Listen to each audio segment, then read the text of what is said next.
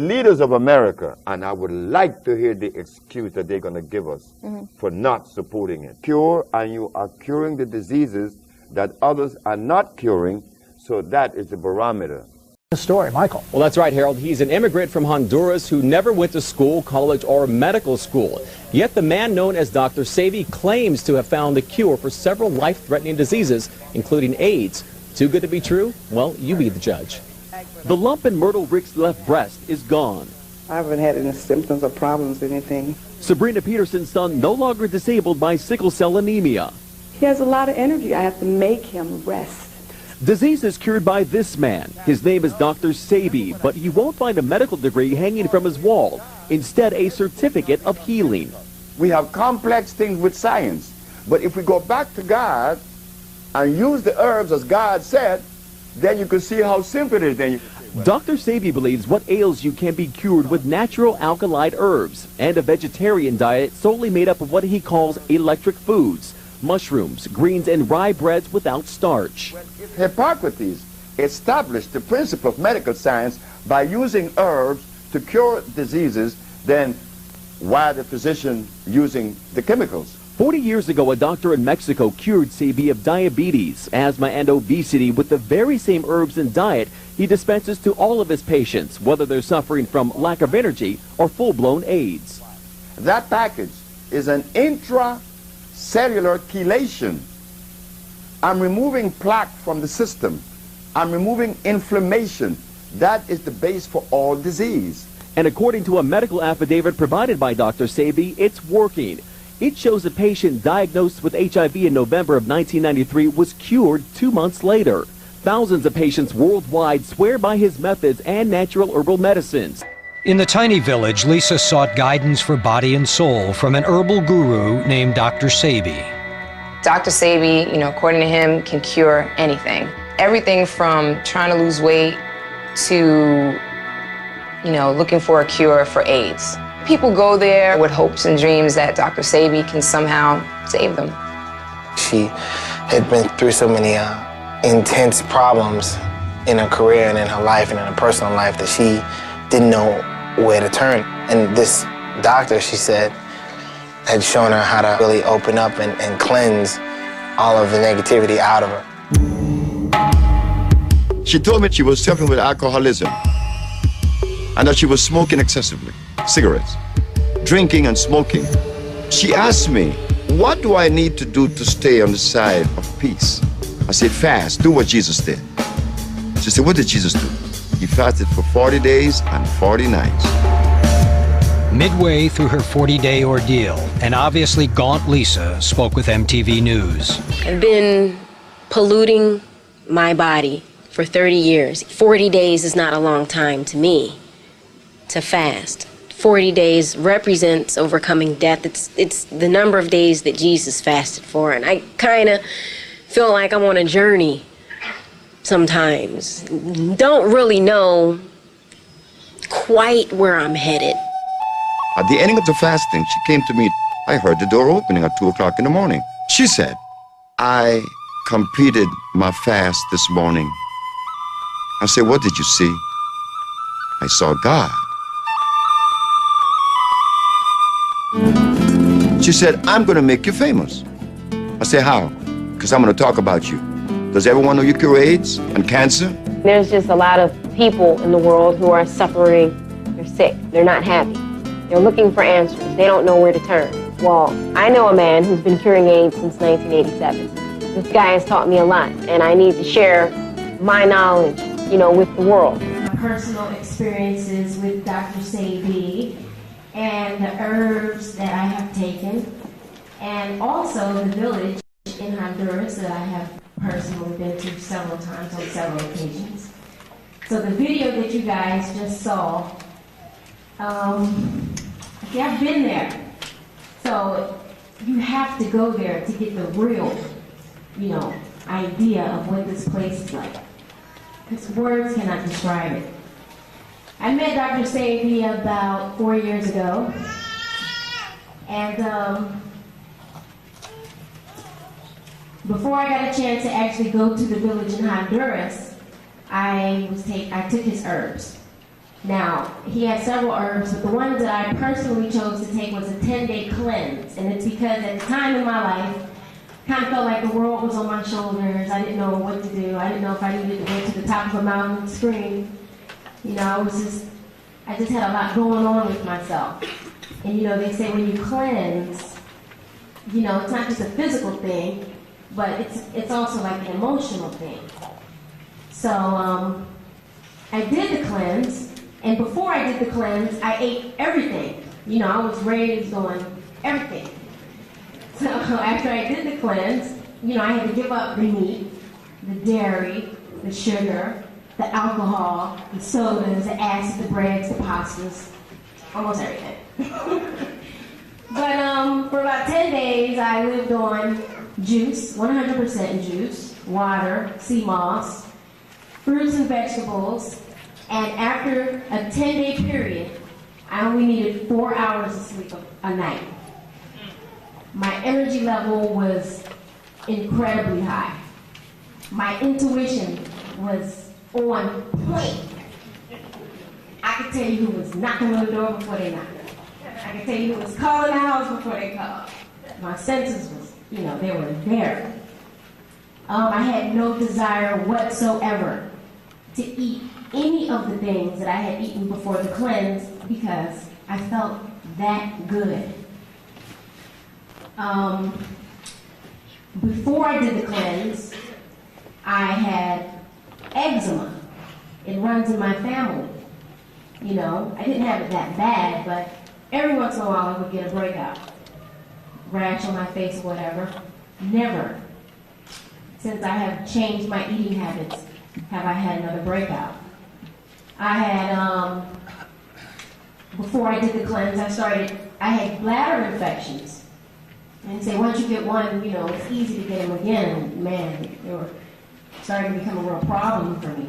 After the cleanse, never have I experienced another bladder infection.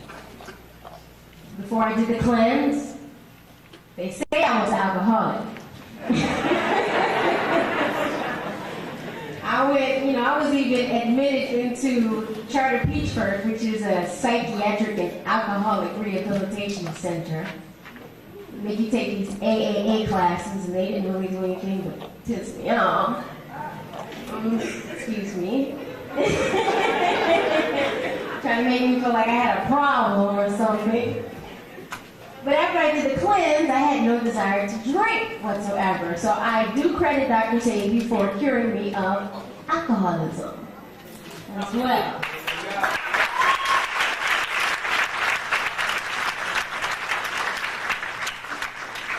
Now, I did all of this before I went to Honduras. Honduras is it's another experience. Once I went to Honduras, the environment, it's a tropical environment, so it's beautiful. There's clean air, there's clean water, fresh air, no televisions and radios, none of that poison. You get to relax, bathe outside in the beautiful sun, eat the food. They have a chef who serves you twice a day. And they got their stuff together because they serve you in the morning at a certain time because it has something to do with how the sun rises. Then they serve you at 12 because the position of the sun and all that stuff. That's your last meal. But I mean, I met a lot of good people out there who suffered from various different diseases and whatnot. And I saw with my own two eyes many people recover from what their ailments were. It's a very good experience. It was a great experience for me. I go just to get away, just to relax, just to clear my mind. You don't always have to, like I said, disease doesn't always have to be a physical thing. I kind of feel like we all sick in some kind of way. Whether it be a problem, love life, I don't care what it is. You got issues, if you're stressed about anything, cleansing can do amazing things for you. And I don't know where else to go from here, but to just let everyone know that I encourage all of you to cleanse or to be very careful about what you put into your body, because we're ignorant to a lot of things because, you know, we're always watching television or listen to the radio, you know. We think that the things that they're telling us are right. And it's not. Even when the juice bottle says 100% real juice, it's a lie most of the time, because as soon as you turn on the back and read the ingredients, it says 17% juice. Well, what's the other 83%? Sugar or water. So, we just gotta, you know, open our eyes, open our minds, and really focus on our vehicles and cleaning it out. And I don't know what else to say now. Take your time.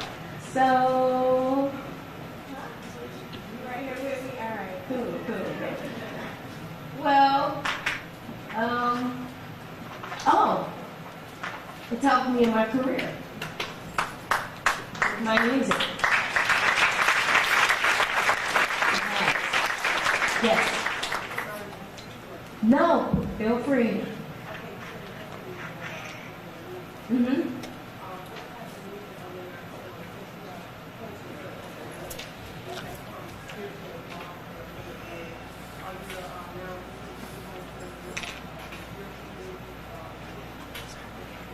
Okay, she's asking what type of music am I going to sing now that I have cleansed and gotten in touch with my spiritual self?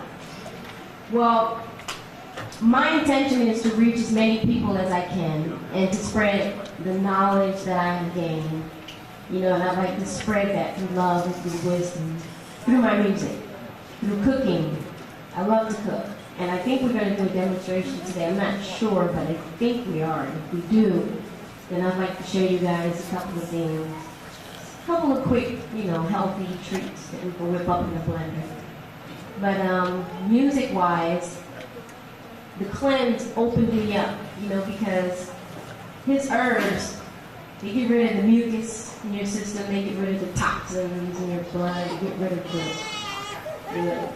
clean your colon out and stuff like that. So when I sing, you know, it's much more powerful. My voice, the resonance, you know, I'm really tapping into something because I'm open. I feel, oh yeah, it's power, it's there. Yes.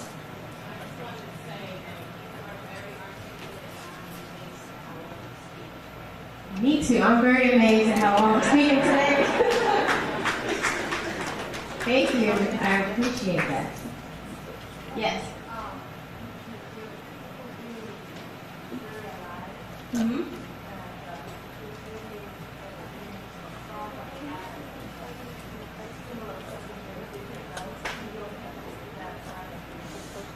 Thank you very much. Dr. Sebi has that same technique. Dr. Sebi walks in the room and it just gets bright. It's like you turn on some light. Yes.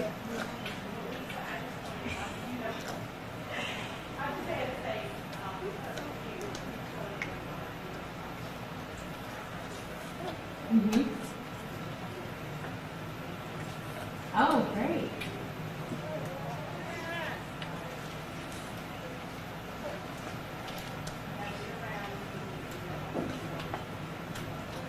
Thank you very much. Thank you. Yes. How did I find out about Dr. Sebi? Well, it says in the Bible, ask and ye shall receive. And that's what I did. I didn't know who I was asking for, what I was asking for. All I knew was I had some questions that needed to be answered. And one of them that was really, really heavy on my mind was the cure for anything. You know, I just could not believe that there was not a cure for, I don't care what disease, especially AIDS. I could not believe it. And about a week later, I was in the studio talking to a producer friend of mine named Michael Anthony.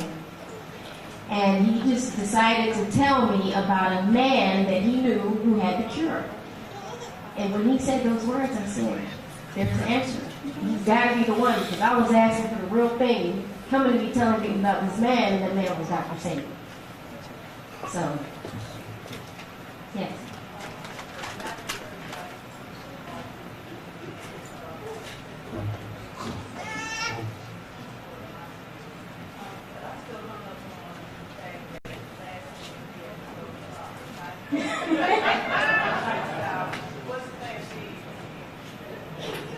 I don't know, maybe Dr. Sebi can help answer that question. I know that if you're cleansing, you know, I think that those things kind of help.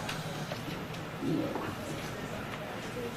Well, the stars, from what I understand, what I believe, are very important. You know, we all play a part in each other's lives.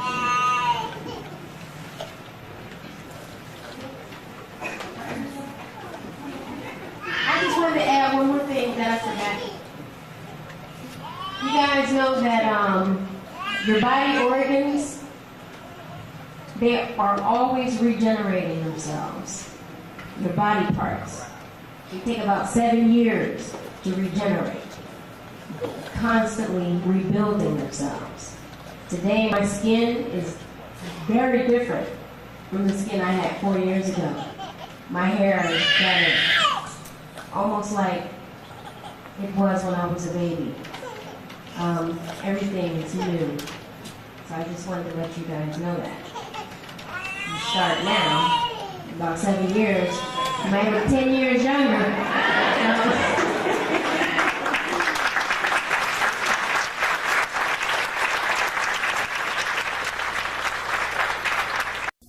Quick. I was born in Spanish Honduras in the year of 1933. I was born in a small village named Milanga. The boy grew up, never going to school, whether kindergarten, high school, grade school, or whatever. Became a merchant seaman. But by the time he became a merchant seaman, he was very deadly ill. He had diabetes. He had asthma from birth. He was impotent at 28. And at 30, he had diabetes, asthma, obesity, and insanity. And with the help of Mexican people, I was cured. I decided to enter the field of natural medicine. Can I interrupt you for a quick second? Of course. I'm sorry. When you started off, you were referring to yourself in the third person, and you switched to the first person. Do you see who you were earlier in your life as sort of a different person, as though you've sort of become yourself in the second half of your life? I was always a different person. I disagree with everything. I disagree with everything.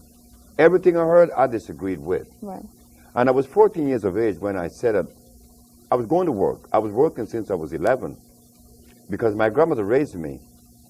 And she was my responsibility to take care of paying the rent, buying her clothes, buying the food. So, but I was tall and I was very, I suppose, sensible. So I just grew up, and at 14, I made a statement that I was going to do something to help humanity. But when I made that statement, I also knew that I was going to come up against the established or prevailing philosophy of life. That I knew at 14 years of age. But I didn't know that one day that I would become the person that I'm known for today as being the healer. I didn't know that. But even before I became the healer, you know, I didn't have a girlfriend until I was 21 because I disagreed with what I saw. And even now, my interrelationship with women, I don't believe that there is a woman that could rightfully say that they love me because of the way that I live and the way that I see things. And I'm not really upset or bothered by that. But I live different. I see different. I feel different. And I don't like to share that with most people because it is so far away. You know, you don't want to disturb anyone. But even the healing that I bring to the world, look at that. When my first patient, my very first patient, I was a steam engineer. working for the county of Los Angeles. And this blind man had heard that I was experimenting with these plants. And his neighbor said, well, why don't you take it? And he took the plants, and in 2 days he was seeing. And he was blind for 11 years. That shook me, because I couldn't explain to the world the mechanics behind this blind man seeing. What were your thoughts when you formulated the compound? Right. The way that the compounds came into existence, was being a steam engineer, I knew that the pH value, the pH factor, had a lot to do with healing. And the herbalists then, like the herbalists today, are unaware that the pH factor has a lot to do with it. Meaning this, I said that if God tell us that the herbs are for the healing of the nations, in the book of Genesis, in the book of Ezekiel, in the book of Exodus, and the book of Revelation, it says that the herbs are for the healing of the nations. Then as I go further into the history of medicine, this is what I found, that the great Hippocrates used herbs to cure disease, and that he cured every disease known to man. This man was curing every disease in Greece 365 years before Christ was even born. So when people tell us that only Jesus heals, you remind them that Hippocrates was here long before he was born, 300 years. So I said, if Jesus cured with herbs, Hippocrates cured with herbs, and God said the herbs, then what's up? Why aren't we curing with herbs today? So I said, one day when I went to work, my wife and I was talking all night. We were engaged in this conversation about these herbs. So Ma said to me that there could be something locked someplace that prevent us from accomplishing the goals that Jesus Christ and Hippocrates accomplished. When I went to work that night, I found it. I laughed. Oh, I was so happy. I was extremely happy because I said, it is required of us to maintain the pH at 6.9. At 7, which is the neutral zone, pH of 7 is neutral. And if it is slightly on the acid side, it's 6.9. And the reason why we maintain the pH at 6.9 is to keep the tubes of the boiler clean, that there would be no life form in there. But if the pH is 7.1, oh, now you're going to experience life. Life form will begin to accumulate in the tubes of the boiler, preventing the radiant heat or the convection heat from reaching the tubes. I said that if life was so powerful that it could exist in a temperature of 450 degrees, then the herbs that heal would have to be alkali on 7+ instead of acid 6.9. Then I begin to check the pH of all the herbs. I begin to test it. I test comfrey, acid. I test garlic, acid. I also tested aloe vera, St. John wort, rose hips, comfrey. All of these things are very acid. Carrot juice is extremely acid, yet the healers in New York then and now are still recommending these acid foods. So I said, well, let me investigate further to see which are the alkali herbs. And I begin to see that burdock, yellow dock, also the elderberry, these are alkali plants. Also the Virginia snake root, that's alkali. One has to know the herbs that are alkali opposed to the herbs that are acid. This today is not really considered, nor do they follow that particular, road or understanding, because the herbalists of today are recommending peppermint. Peppermint is very acid. Peppermint freezes the brain. Some even recommend peppermint oil. Peppermint oil is extremely caustic. So now we have this kind of information in front of us being disseminated and carried out. So there's confusion in the population. But the one thing that my supporters or the people that helped me, that counseled me, they said to me, Sebi, the one thing that you have in your favor is that you have cure and you are curing the diseases that others are not curing.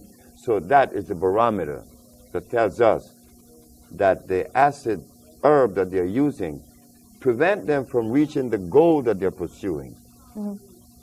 It was my steam engineering experience that helped me in herbology to understand the herb that God made. Yes, it has to be made by God.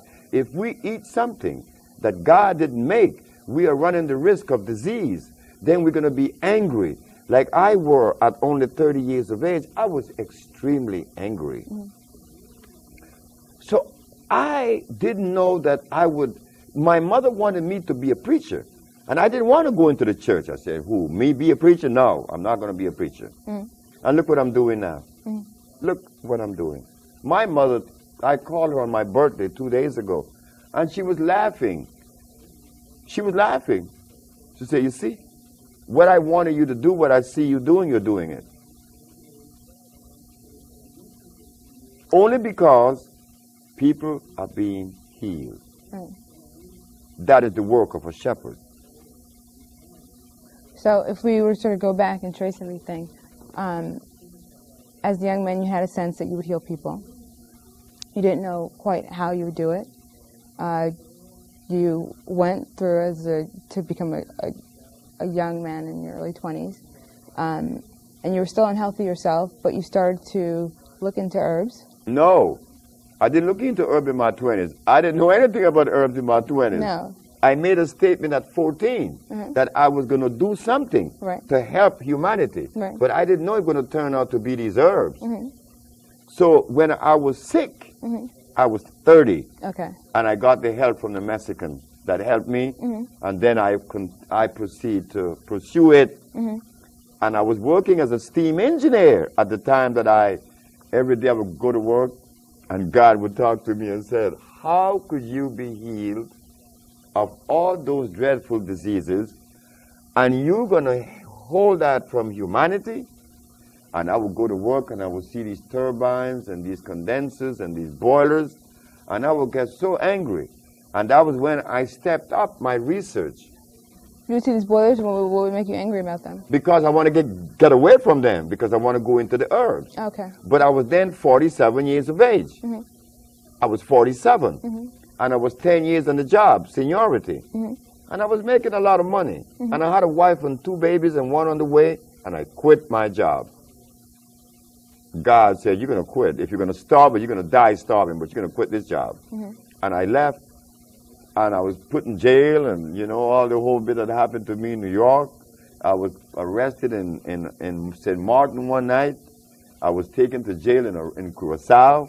Oh, it's been a journey, but it's been nice because it was like a test.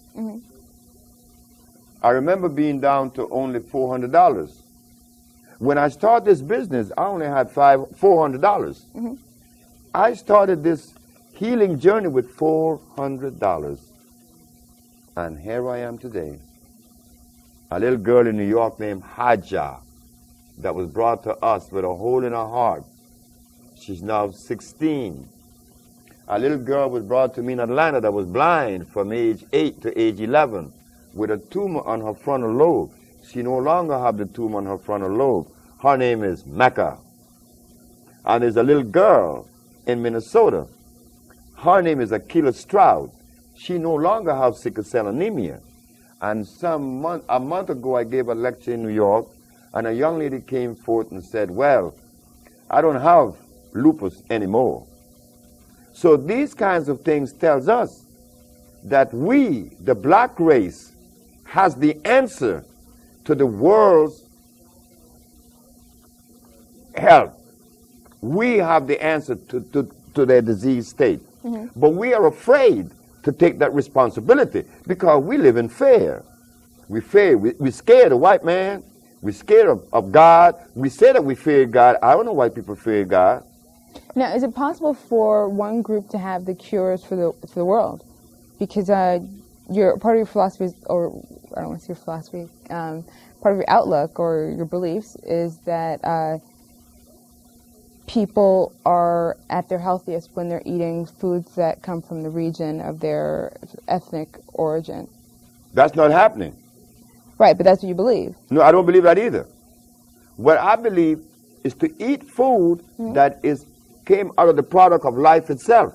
I don't care whether you're Chinese, Eskimo, Arab, or what. If you eat something natural, you're going to be healed. But do you believe that people, for instance, that black people should not eat foods that are not Oh, indigenous to no, Africa? that's a horse of a different color.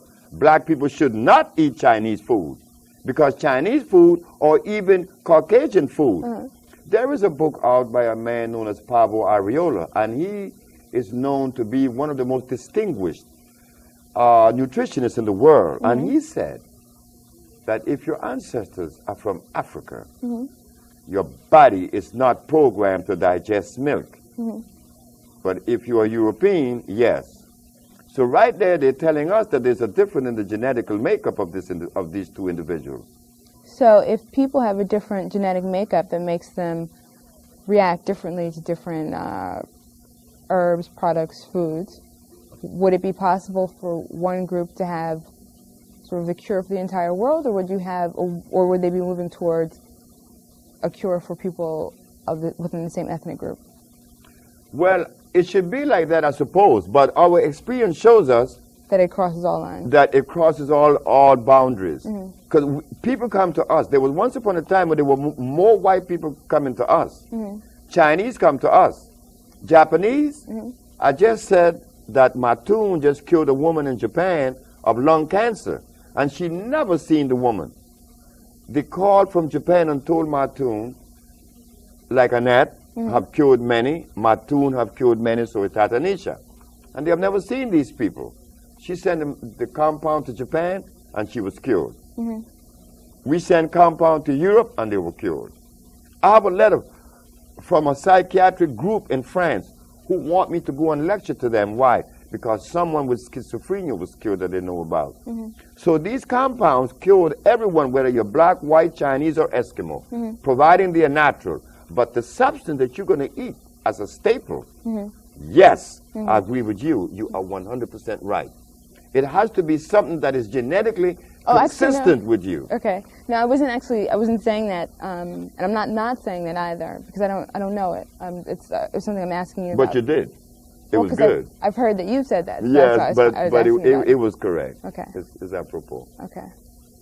And I'd like to hear a little bit about that in terms of people and the relationship between the staple diet and where your ancestors are from. We're going to give you an example, a good example. From the day that God created this universe and made black people, how many years it has been since God placed black people in Africa? Do you have any idea? The anthropologist has no idea, but they would spout out these numbers for you, that God made the universe 9.5 billion years ago. So the other is, when did he put black people in Africa? They say 1.5 million years ago. But what was the food that God placed in Africa for these people? Certainly, it could not have been potatoes. It could not have been rice or beans or yams or chicken or hogs or cows. It could not be a goat or a lamb, because all these things are hybrid. God did not make these things. These things came just recently, only 4,000 years ago. So what were we eating in Africa before we were taken away? What were we eating in Africa before there was an invasion by the man from Europe? We simply do not know. And it is because we are unaware of this diet that God made specifically for us. This is why we're angry today and we're so divided. Everybody's laughing at us. They're laughing more at me.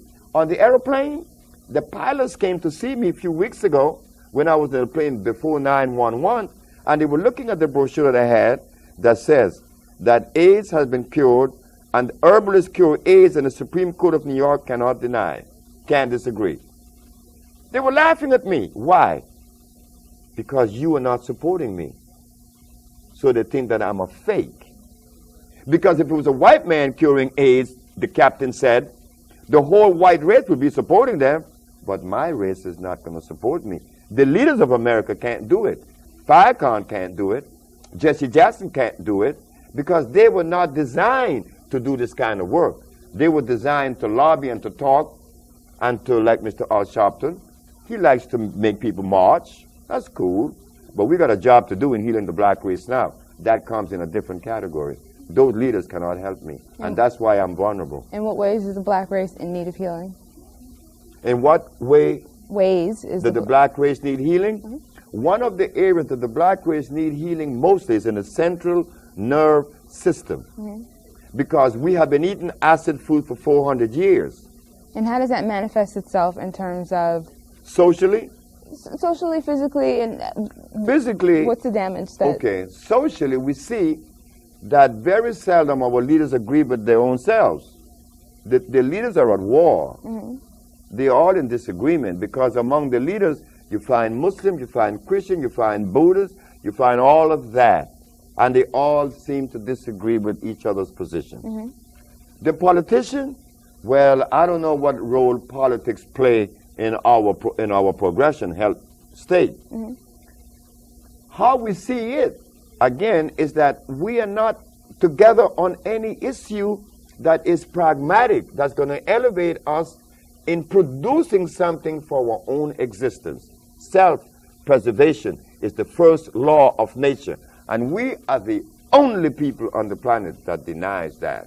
Okay, so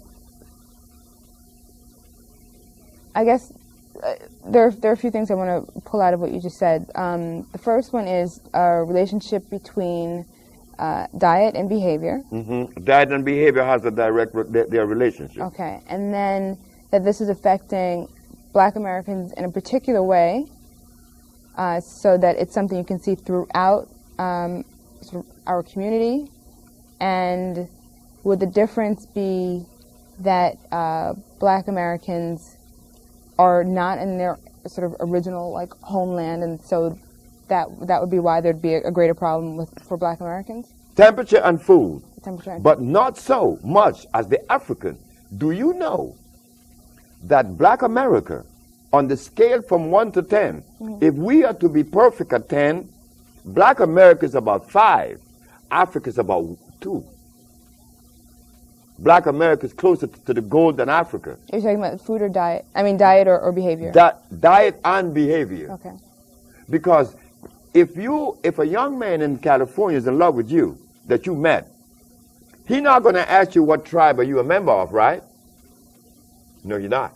Right. But in Africa, if you are Susu and I'm a Malenke, I'm not going to marry you, because I'm supposed to be your enemy. But they're both black. You see? In America, the brother not going to ask you what tribe you're a member of. He's going to marry you because he like you. Right? And you with him. That's only one. But do you think that being concerned about the tribe a person is from means that you, them, and any of your offspring will always be linked, at least in traditional society, will be linked to a certain geographic region, and you won't have the problem that you described of being sort of removed from the area where vegetation is that would be good. Adapted for? That would be good, and I agree with you. But there's one other part of it, is that the African people are eating a food that is so detrimental that you didn't have. And see, the African people is eating cassava. Cassava is cyanide, pure cyanide, unadulterated. You didn't have that. And because you didn't have the cyanide, you were able to produce plastics, you were able to produce rubber, you were able to build the White House, you were able to produce electricity, you were able to produce agriculture, the African men. And no other black man in the world has ever done that.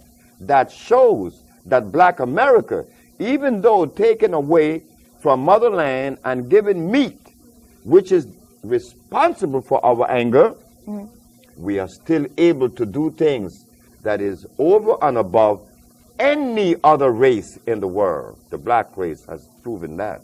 And now that another one comes, your brother and servant, Dr. Sebi, it is not so surprising that he's curing AIDS and sickle cell. You know something? Curing AIDS is easy. Curing sickle cell is like play for me. Diabetes, we cure 10 a month.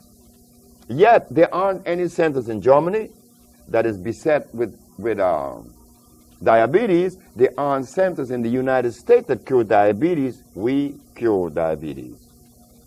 Now, what are we going to do now? I would like to hear the excuse. I would like for someone to take this particular entity to the leaders of America, and I would like to hear the excuse that they're going to give us for not supporting it.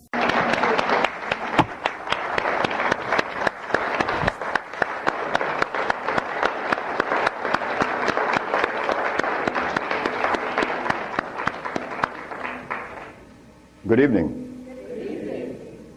I want to thank you for being so humble and nice, considerate to come out here and listen to what I have to say. But what I have to say is mine. It was never mine. It's ours.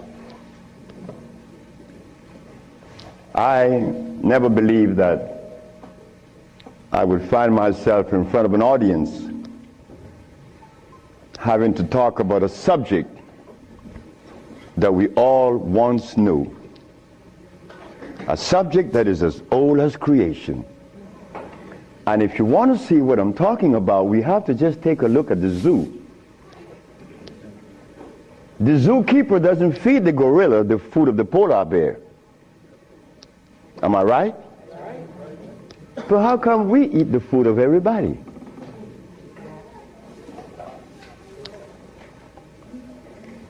We'll begin this lecture by letting you know, first of all, I'm your brother. No more, no less than you. I can't be smarter than you. That's impossible. We have the same amount of brain cells. So how was I privileged to be navigated to this information? I don't know. I don't even question myself. I just like to live. As a little boy, I hated school. That is the truth. I didn't go to school. I didn't like school. I didn't like to comb my hair. I didn't like a whole lot of things. I didn't like money. I was 12 years of age. I was Seventh-day Adventist. Corby Brown. We left that afternoon from the church. It was the 13th Sabbath. I said, Kirby, how did you like the lecture? I didn't. I said, why you didn't, Kirby? Because they talk about Solomon. I want money. I said, Kirby, but when you have wisdom, you have everything. Well, I don't know what wisdom is now, nor then. But I knew that money was not my pursuit. Kirby said, I want money. We were 12 years of age, 1945. I'm 73 years of age now. In 1994, a young man by the name of Tom Flowers came to me and said, guess who is coming tomorrow? I said, who? Kirby Brown. I said, well, if I remember correctly, Kirby said when we were 12 that he wanted money. I hope he made millions of dollars. I don't have any millions. I don't even have $1,000. Which I don't. But that's okay. I live. I found that avenue, or it was shown to me how to live. Not to read books, because everybody reads books, but yet society is deteriorating more every day. Everybody reads books. The brother called the other day on the radio and said that he asked about corn, right? Corn He read books. He said that the text, the Kemetic text showed him that corn is good. Well, he better examine his text, because corn was made by man. But anyway, Kirby said he wanted money. That was a Thursday. Tom Flower said, Kirby is coming tomorrow. So I said, well, if Kirby didn't make his millions, I'm going to remind him that we are alive. We are alive. Kirby didn't arrive. Kirby would never arrive. They had to take axe to chop the hotel door down. Kirby died of a heart attack. Kirby weighed 390 pounds. Kirby wanted money. He became a cab driver in New York. I didn't want any money. I didn't want it then or now. Because it's not important in your life. It was never important in our lives. The Maya shows that.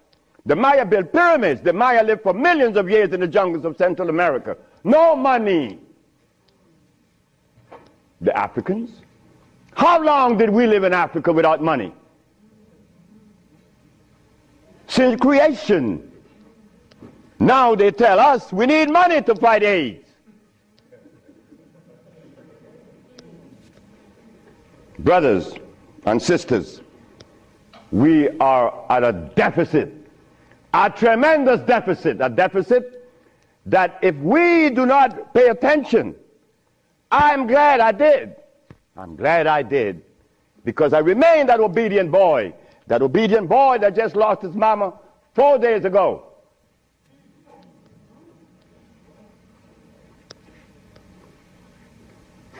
I listen. I listen. But to listen, you can't have a philosophy in your head. If you have a philosophy in your head, you cannot listen to anyone. I was there. I was a Seventh-day Adventist. I listened to no one but those things that came from the church. Well, if I were to listen to the church today, the Seventh-day Adventists, I'd be eating tofu. I'll be sick. You see? I'll be eating tofu. If I had gone to school, I would have become a medical scientist. I wouldn't have been able to cure AIDS, because they do not. They don't cure AIDS. If I had listened to all of the philosophies of Europe, I would have never been able to find the answer to the cure of diseases. But today, I'm going to share with you the African wisdom, the African brain, the African genesis, the African resonance, something that was never taught to us in the schools. Well, why should we expect the school to teach us something that would enhance our growth and save our lives? Why should the school teach you that? When in history has there ever been examples to show that one race of people is indebted to another? That has never been. Then you tell me that the white man is a bigot. The white man was never a bigot. He was never a discriminator. The white man is a person that obeys the first law of nature. Self-preservation is the first law of nature. So the white man, whenever he proceeds to preserve his race, and we sit back and say he's a bigot, it's only because we have lost it and we don't even know how to get ourselves out of this mess. I'm one of them. I'm you standing here.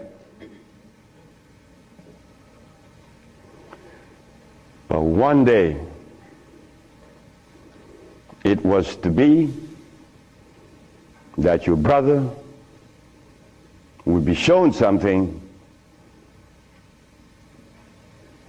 that would change the profile of things. I left my country, where I was born then. In 1953 to New Orleans, I became a merchant seaman. I was 20 years of age. As a merchant seaman, I became an engineer 5 years later. I'm a steam engineer. Don't ask me how I did that, because that's going to baffle you. because I've never been to school, and I don't read books. I don't read books now, nobody's book. I'm not even going to read my own.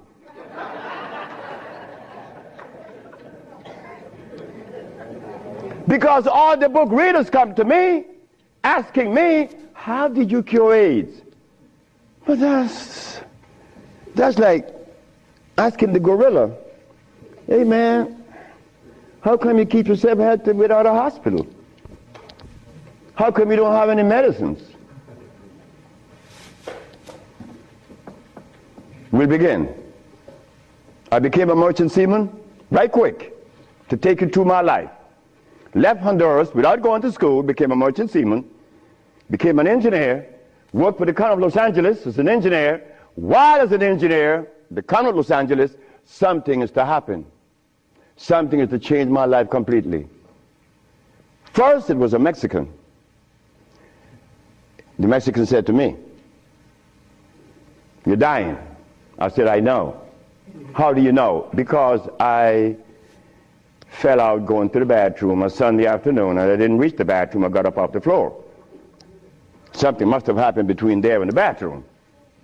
But I had gone to the neurologist, the endocrinologist, the GER practitioner in Russia, in England, in Germany, in France, United States. And they were people that knows what it is about. They had the great big books on medical science. But my asthma and my diabetes, my impotence was kicking. What happened to the books? They read books. All the physicians that treated this boy read books of all kinds. Nothing happened. I goes to Mexico, and the Mexican have a goat in his house.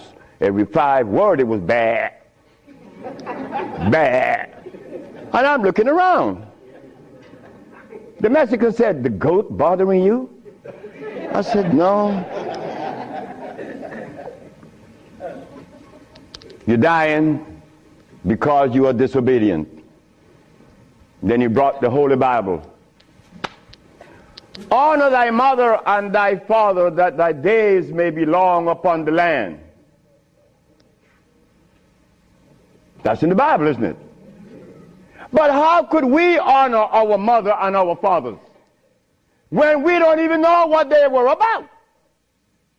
You don't tell that to an elephant, to honor his mother, because when he's born, he follows his mother and watch what his mother eats. Do you and I know what our mothers ate in Africa? We don't know, yet we dialogue. We dialogue on this level of intelligence because I know Plato, I know Aristotle, I know all about Diogenes, but you don't know what your mama ate. So everything that you talk about means absolutely nothing. So you see where they have us at a deficit? That's why we need each other's. Now, when I became an engineer, the Mexican said, stop eating. Don't eat anything. For how long? 3 months. I said, are you crazy? He said, no, you nuts. You ask me if I'm crazy. You've been eating garbage for 30 years. You've been eating garbage. And I'm going to remove the garbage for 90 days, and you ask me if I'm crazy. What was I eating? Hog maws, chitlin, neck bones, crackling bread, Lorne in New Orleans.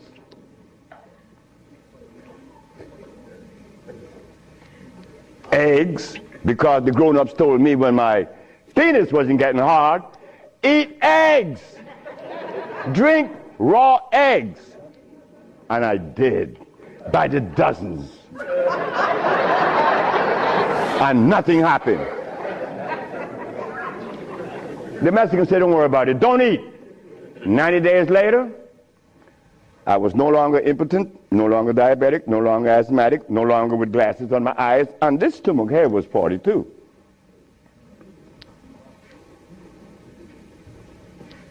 What happened to the science that the physicians were using, medical science? It didn't work, isn't it? But it worked with me. The herbs work with me. This Bible says,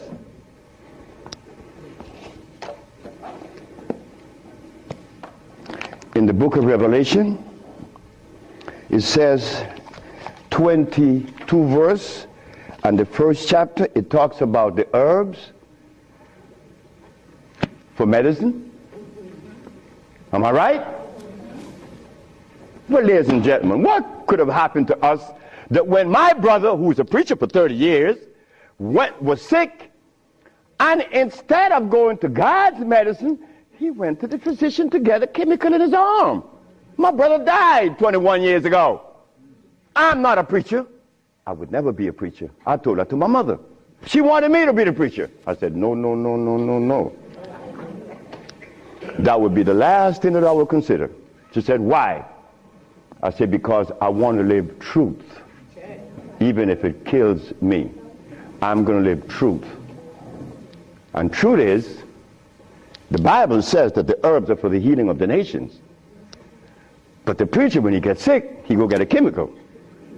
What is the message he's sending to God? Come on, just be truthful. Let us be truthful today. If never again in our life, let us be that today. Why do we go to see the doctor to give us a chemical when the Bible says the herbs are for the healing? Why do we go? Well, you're going to soon find out. That's what affected me then, and probably affecting me now, to a great degree, more than I would ever realize. Because remember, I want to go to the blackboard.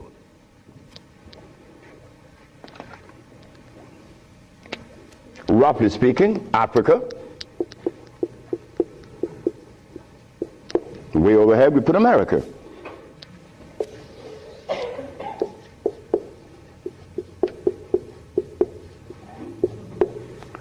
They are 4,500 miles.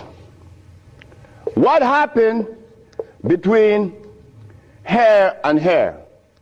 A lot happened. You see, when we were here, without the mathematics, without the ABC, without the sciences, when we were here, we had something to our advantage that we no longer have here. We are blind here. Here we weren't. We were seeing. Why? Because God provided us with everything we needed here. And none of it was comfrey or rice and beans. There were no tofu. There were no soy there. There were no cows. And there were no hogs, no chicken. There were no flour.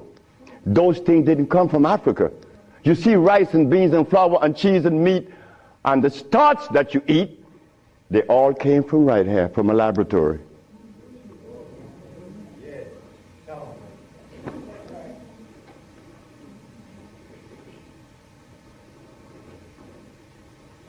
Now, for us to eat, you have to have in your big skull the understanding of biochemistry.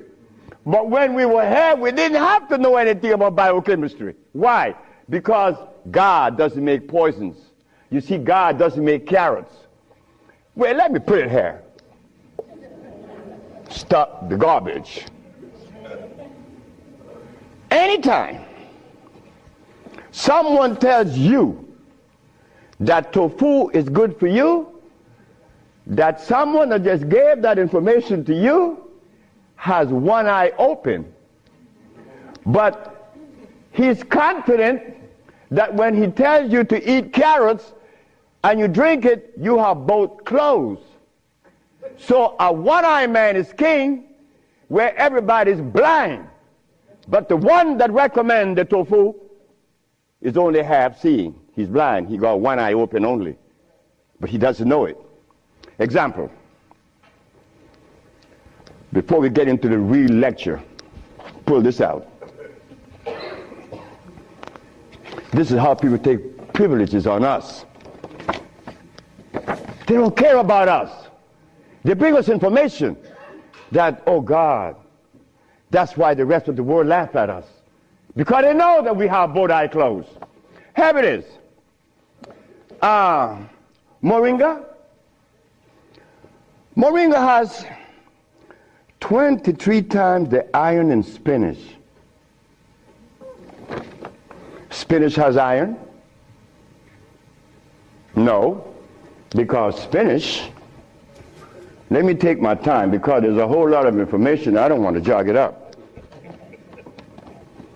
Anything that has a pH of 7 plus is alkali.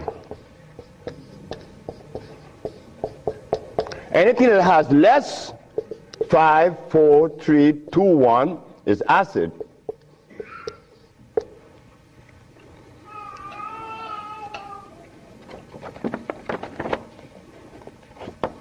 Spinach.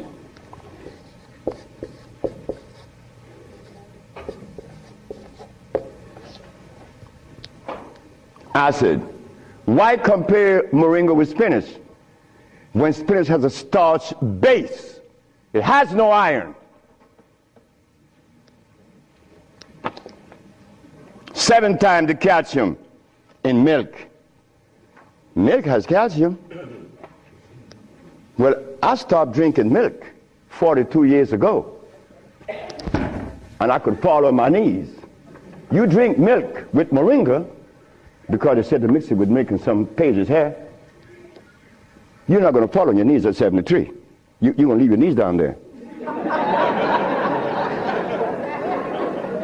11 times vitamin A that you find in carrots.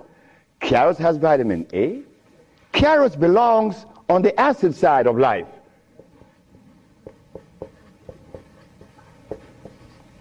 So right there, and they send it to mix with carrot juice. Why would they do that? Then up here, they talk about the Ayurvedic system of medicine recommends moringa. The Ayurvedic is Indian.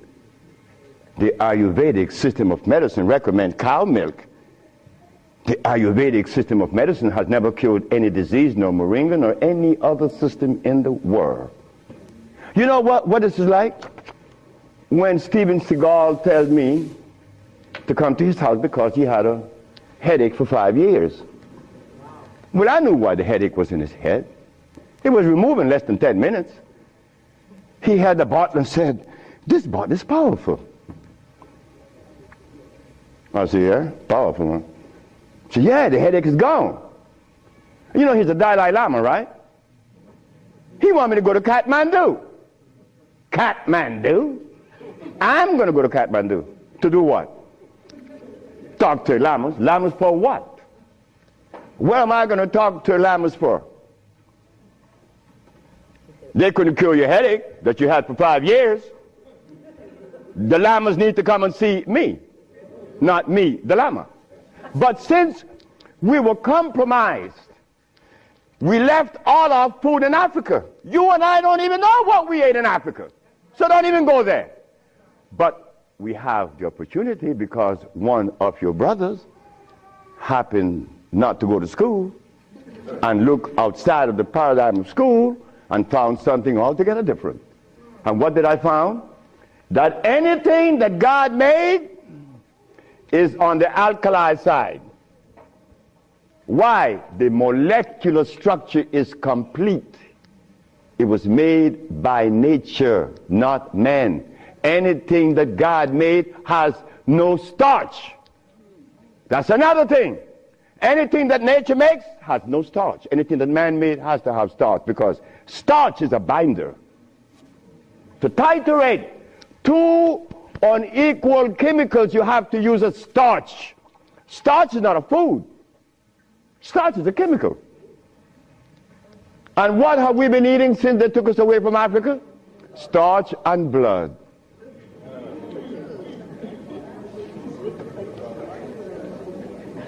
Starch and blood. We didn't need blood in Africa. Gorilla doesn't need blood. He eats leaves and berries. But gorillas are sane. They listen to each other and they have a society well put together. Well, Sebi, when he became the engineer and he found out that the pH value of things had a lot to do with healing and the properties that's to be used, I was happy. I used to run home. Guess what I found? I found that the herb that everybody's talking about is acid, and everybody's using it. What herb is that? Comfrey. She said, what? I said, yes, it's on the acid side. And so is rose hips, enchilesia. What about golden seal? That's right, golden seal was made. It's like the stick that you put in your mouth. They call what? What they call it? The chew stick. What they call it? Liquid stick. Everybody have liquid stick in the mouth, right? But liquid stick was made. It has 50 times more sugar than does sugar itself. It has glycerinic acid. You see, we didn't have to study biochemistry in Africa because everything we had there was on the alkali side. So we could eat anything. But when they brought us here, you know, put some clothes on now. And after they put the clothes on you, come here, boy. You got to get in front of this classroom. You have to learn this ABC stuff. But hold it now. Gorillas doesn't take their cubs to be trained by polar bears. Gorillas train her own cubs. The gorilla way. But no, you and I, our parents couldn't do better. They had to take us to the school because they wanted to save us, you know, protect us, because that's mother. Mother doesn't want child to suffer. So mother was shown that if child didn't go to school, they'd be illiterate, and the society is made up where you must go to school if you want to buy a Mercedes. But in our society, school, what you mean by school? We don't have such animal. We build things. And those who've been to school can't even build the pyramids today. Not in Honduras, not to mention the pyramids in Mexico. They're 4 times the size of the pyramids in Egypt. Oh yes, I know Ben Joker didn't talk about that. But that's okay. Because he need help like I need help. We all need help. So the school that we thought was going to be so equitable, so useful, has become a deterrent. Because those that been to school doesn't cure anything. How did I learn and I didn't go to school? Easy. You know, we baby-aged kids, we don't die. Right? We do it. I'm not wiser than you. I may be more mischievous than you. I know that because I do some mischievousness that you would not believe. But anyway, as an engineer, I went to work one night and I began to test herbs. And I begin to see that all the herbs that you guys are using are acid, every single last one of them, except for burdock, yellow dock. They're natural herbs. And the other one, which is the red clover, that's a natural herb. You know, they're alkali, they're very good. So I begin by compounding herb from all over the world. And lo and behold, a blind man was killed named Mr. Fredericks. Then the Japanese, Fred Takashita's wife was killed of endometriosis. She had a baby. She was never supposed to have a baby. It's a white lady from Utah. My boss brought his daughter and his brother with ulcers. They were cured. The boss came to me one afternoon and said, so you're going to leave me? I said, yep. He said, you're going to leave me? On your resume, you said that you didn't go to school. And the only reason why I hired you is that I was curious to find out how could a man have an engineer license, never been to school. I wanted you to fail. But instead, you did something that is extraordinary. Are all black people like you? I say, Brett Howell, his name is Brett Howell. Are all black people like me? I say, I'm the dumbest. Yes, they're all like me and more powerful than me. Well, how come they're not doing what you're doing? You killed the blind man. You killed my daughter of ulcers. Could they do that? I said, they could do it better than me. But why aren't they doing it? Because they're afraid of you. I'm not afraid of God. I'm not afraid of the devil. I'm not afraid of anything, especially you. Because I don't live in fear. So I say, Brad Howell, the black man of America is afraid of you white people because you guys made him afraid of you. And you should not feel good about that. It's not about me hating white people, loving black or hating black. It's about understanding. Nobody's going to help us but us. Nobody in this world, whether white, black, Chinese, or Arab, could help us. It's impossible for them to help us. Why? Because they don't know us. They don't have our genetic predisposition. Look, as a Christian, I used to eat pork. Of course I eat pork, and I love it. But as a Muslim, I eat lamb, which is 10 times worse than pork.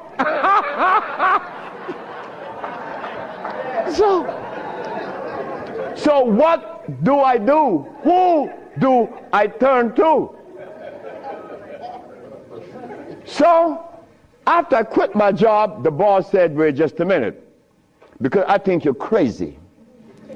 You're leaving your job as a steam engineer in 1980, when herbs in 1980, I'm making $2,900 a month. I'm going to leave my job with 10 years seniority to come after some herb that you didn't like. Why did I do this? I had to do it. It wasn't that I could see that far. I can't see beyond my nose. Talk about years ahead.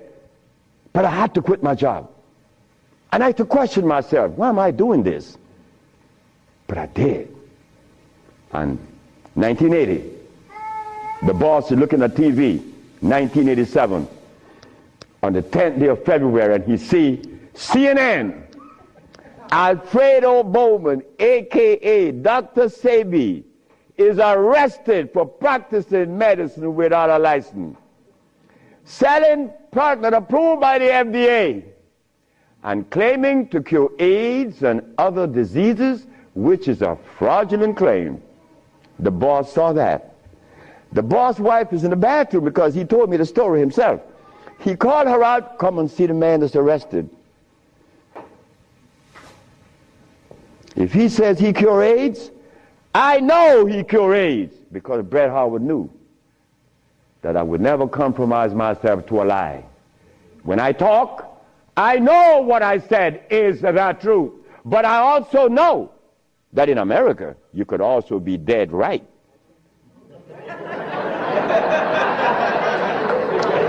But it doesn't matter. It does not matter.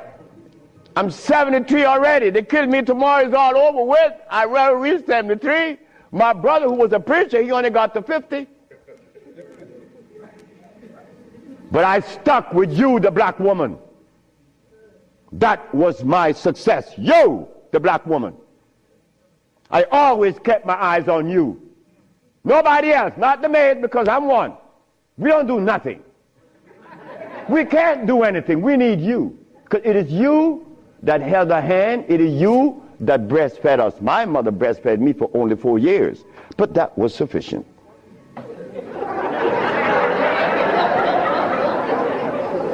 In 1962, two statements was made in a barbershop. 1640 Claiborne Avenue, New Orleans, Louisiana. Timothy Barbershop. Tim Barbershop. Ernest Moriel walked in there when he was a lawyer. And every time Ernest came in the barbershop, we used to jump on Moriel. I mean, we used to kick him around the place. Moriel said, you see you niggas? One day, I'm going to become mayor. And I'm going to remember you, Alfredo. That's me. The big mouth. I'm going to have you in jail. Ernest became the mayor of New Orleans.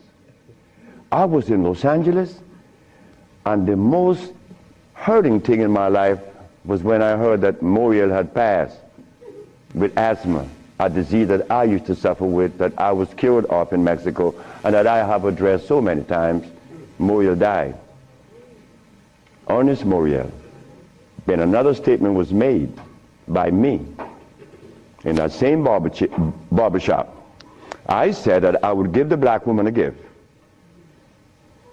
Brother said, Logan said, Sapphire? I said, yes, Sapphire, your mama. I said, she was the first, you came out of her, she held your hand, she teach you everything about the basic things of life, and then she cut you loose. Now she worth nothing, she's Sapphire. I'm gonna give her a gift. 1962, that statement was made.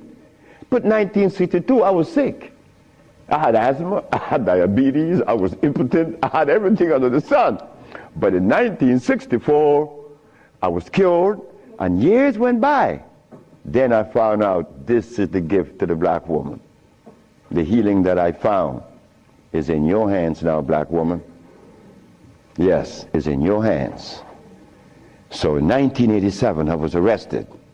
And while I was in jail, I was the happiest man in the world. Because when I was 40 years of age, I was going to work, and I passed by Miss Louise Wright's house on my right, and I made a statement, I'm going to help humanity.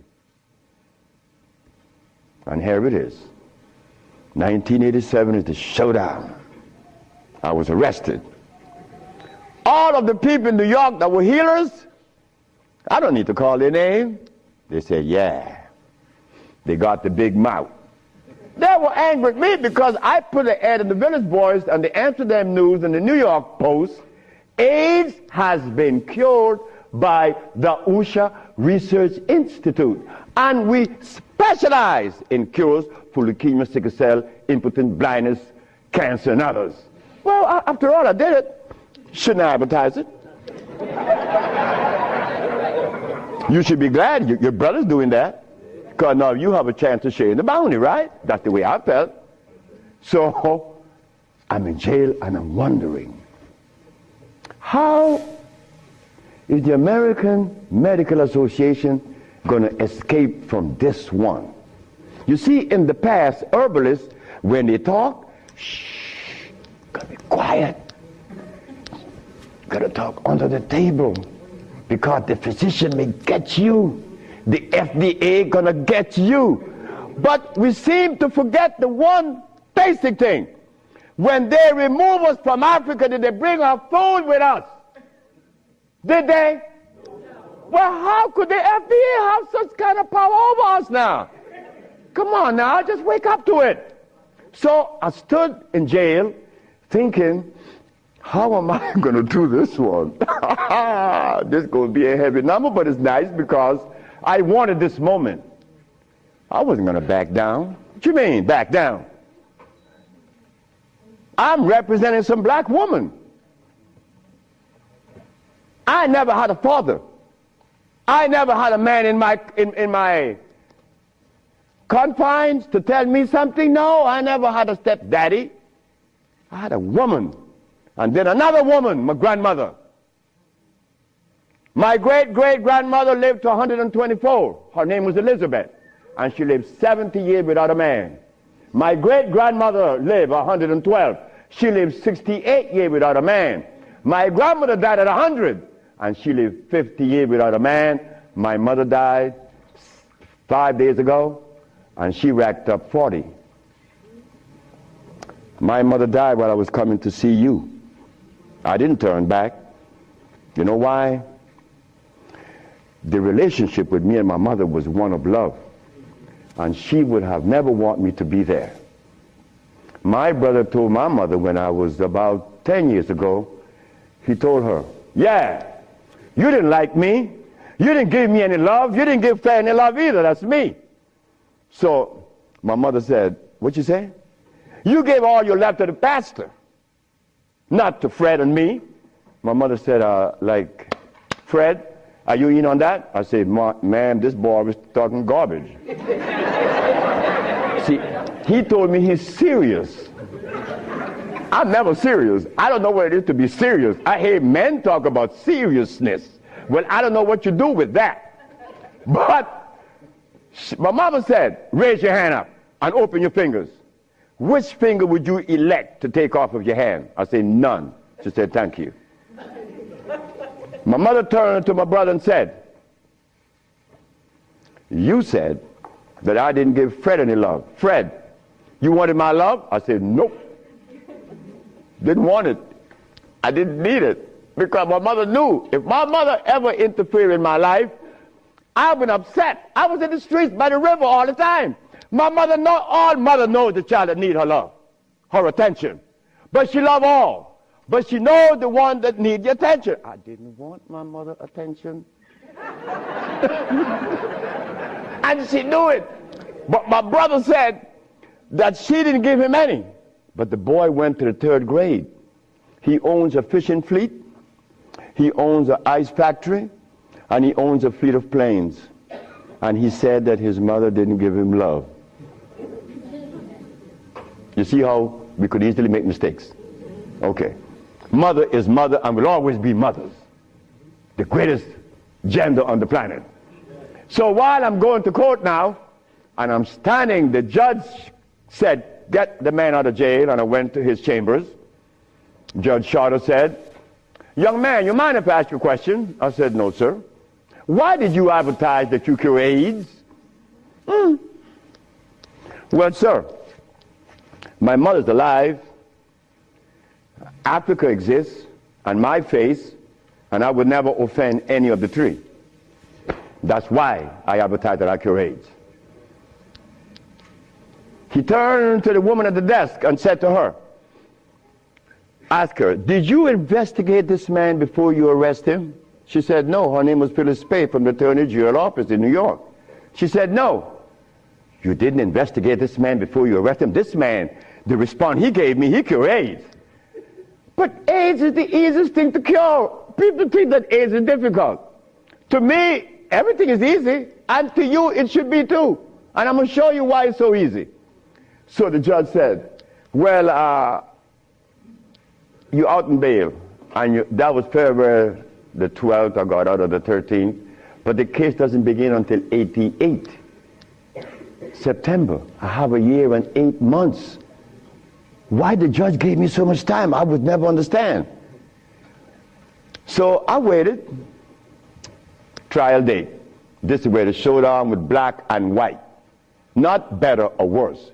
We are not better than any white man or Chinese, no. We just happen to be different. That difference has never been treated by any religion or philosophy. There is a difference that needs to be understood. So while I went into court, the judge said, well, Dr. Sebi, will you please begin? Where do I begin? Begin where you say you cure AIDS, and the physicians say there's no cure. The physicians are 100% right.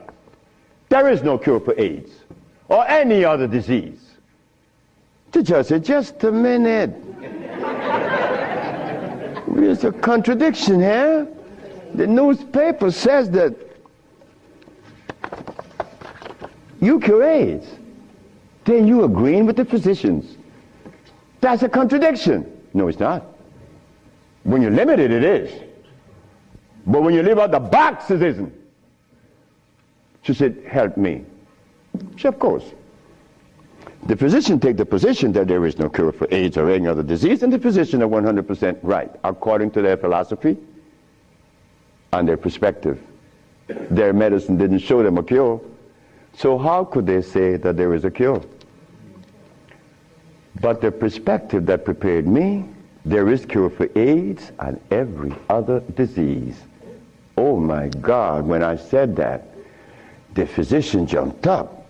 Your Honor, Dr. Victor Herbert said, Your Honor, what other perspective could there be? After all, you know, there's patent on us. The FDA has a patent on us. You cannot talk. The FDA talk, you shut up. Oh yeah? Well, I'm going to find out. So,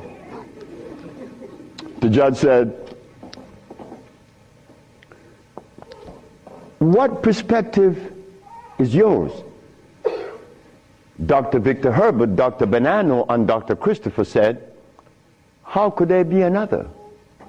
I said, there is another, Your Honor. And what is the other? The African bioelectric cell food. I've never heard of such a thing. That's what the physician said. He had never heard of the African bioelectric cell food. I said, of course. But we have to remind the good physician that he have not heard of a whole lot of other things. But that doesn't deny the existence of the African biomineral electric cell food. What is it? The allopathic claim that there are multiple diseases. The African biomineral balance negate that position. There's only one disease, never been two. The allopathic claim that to treat the multiple disease you must use a chemical, which is violating God. Right? The African biobalance said no. It's a nutritional approach, electric food. Your Honor, I told you that this man was insane and unscientific. He said there's only one disease, but there's only one. Remember, I'm the boy that didn't go to school. I'm going to break things down to the least common denominator. When I was a steam engineer, I found out that in a machine, thermodynamics I'm talking about, or an automobile, the only thing that could cause this machine to go bad is what? Short circuit, obstruction, overheating. The same thing with the human body. So what did I do? I put compounds together that would cleanse the human body of what? Of mucus. In so doing, AIDS, sickle cell, lupus, herpes, blindness. But it sounds too simple, right? Well, that's not my fault. They have complex things, and then they deal with the complexity. And boy, that's a job. But with us, on our journey from Africa to America, it was easy because the slave master had a ship and brought us over. But getting back to Africa, we get confounded. We can't go back now. We don't know how to go back. We better not even go back. Because when I tried to go back, this is what I did. My first trip with a passport was to Kenya. So I went to Kenya and they said, where your passport? I said, I have no passport. I said, I was taken away 500 years ago. I'm back.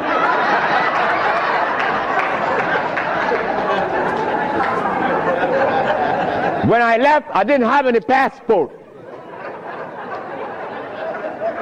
So why are you asking for a passport now? Is a passport African? Put it one side. They put me one side and sent me back out. But you think that was bad? That wasn't bad. Wait. May I have that? I go to Africa. I go with my wife, and I said, well, boy, I'm happy. Girl, we're going to liberate Africa.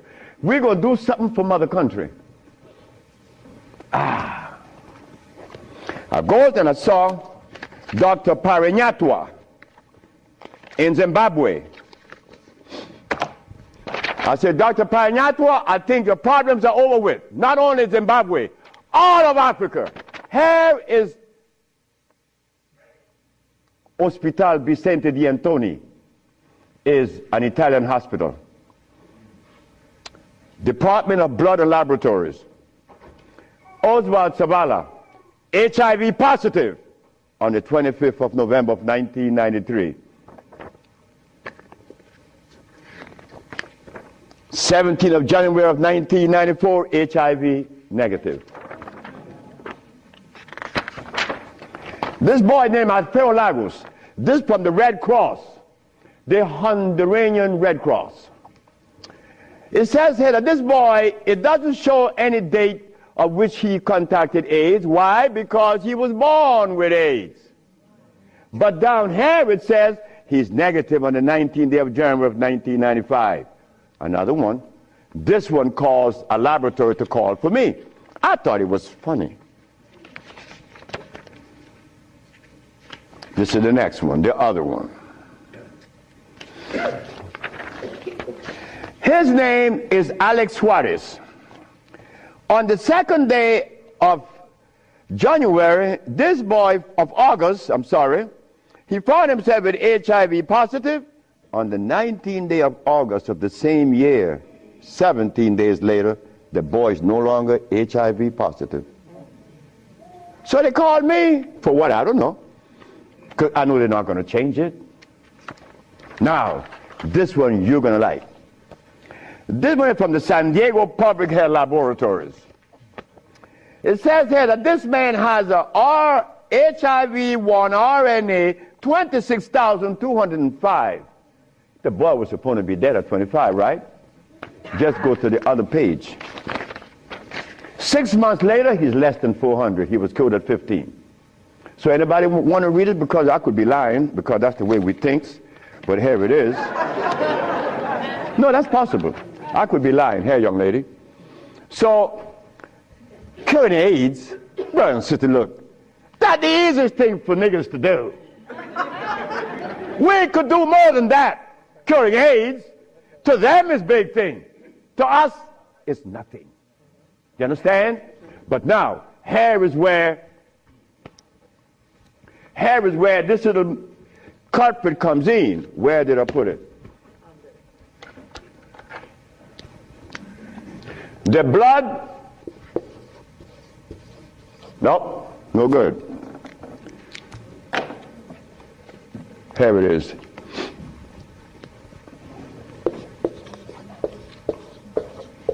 Blood and starch.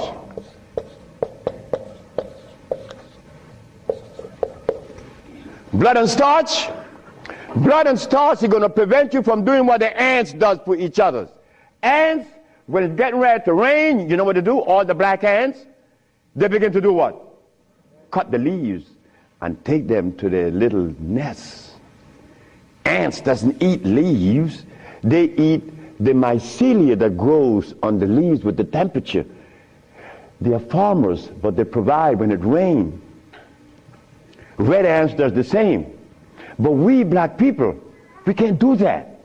Because when your brother showed the world that he cured AIDS, why didn't the African countries jump on it?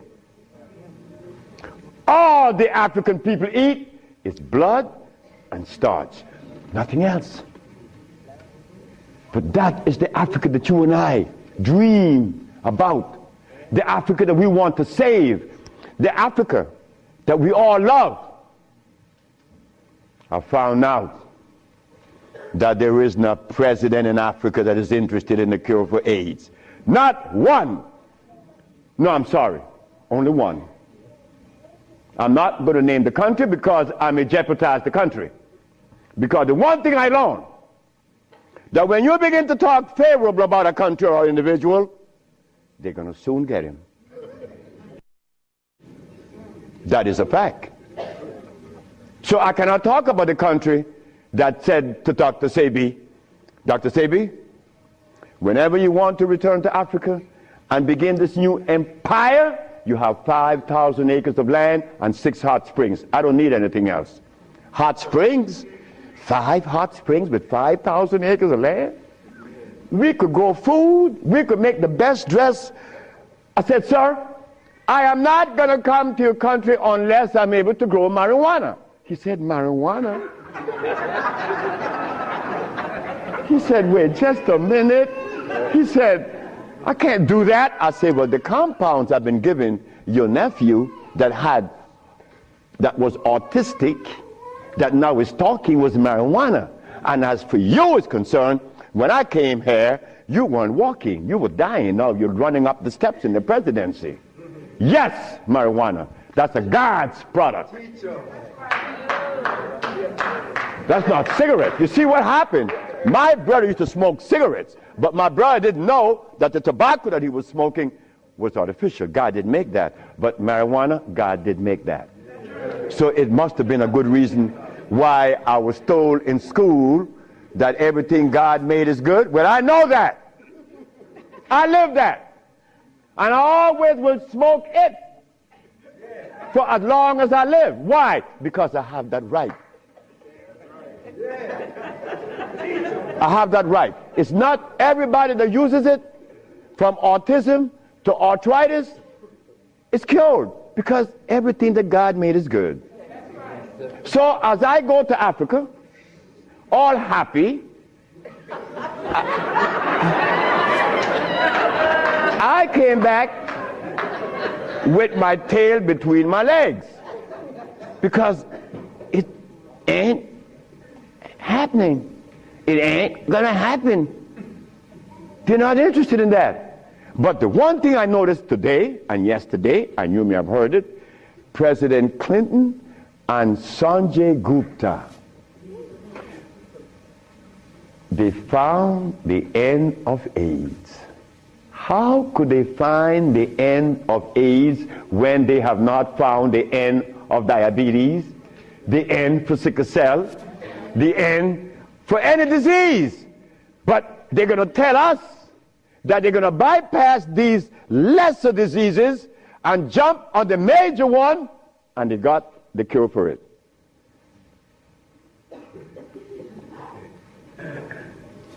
I got documents to substantiate that I cure AIDS, right? So what's up? What's up? Well, I'm going to show you what's up.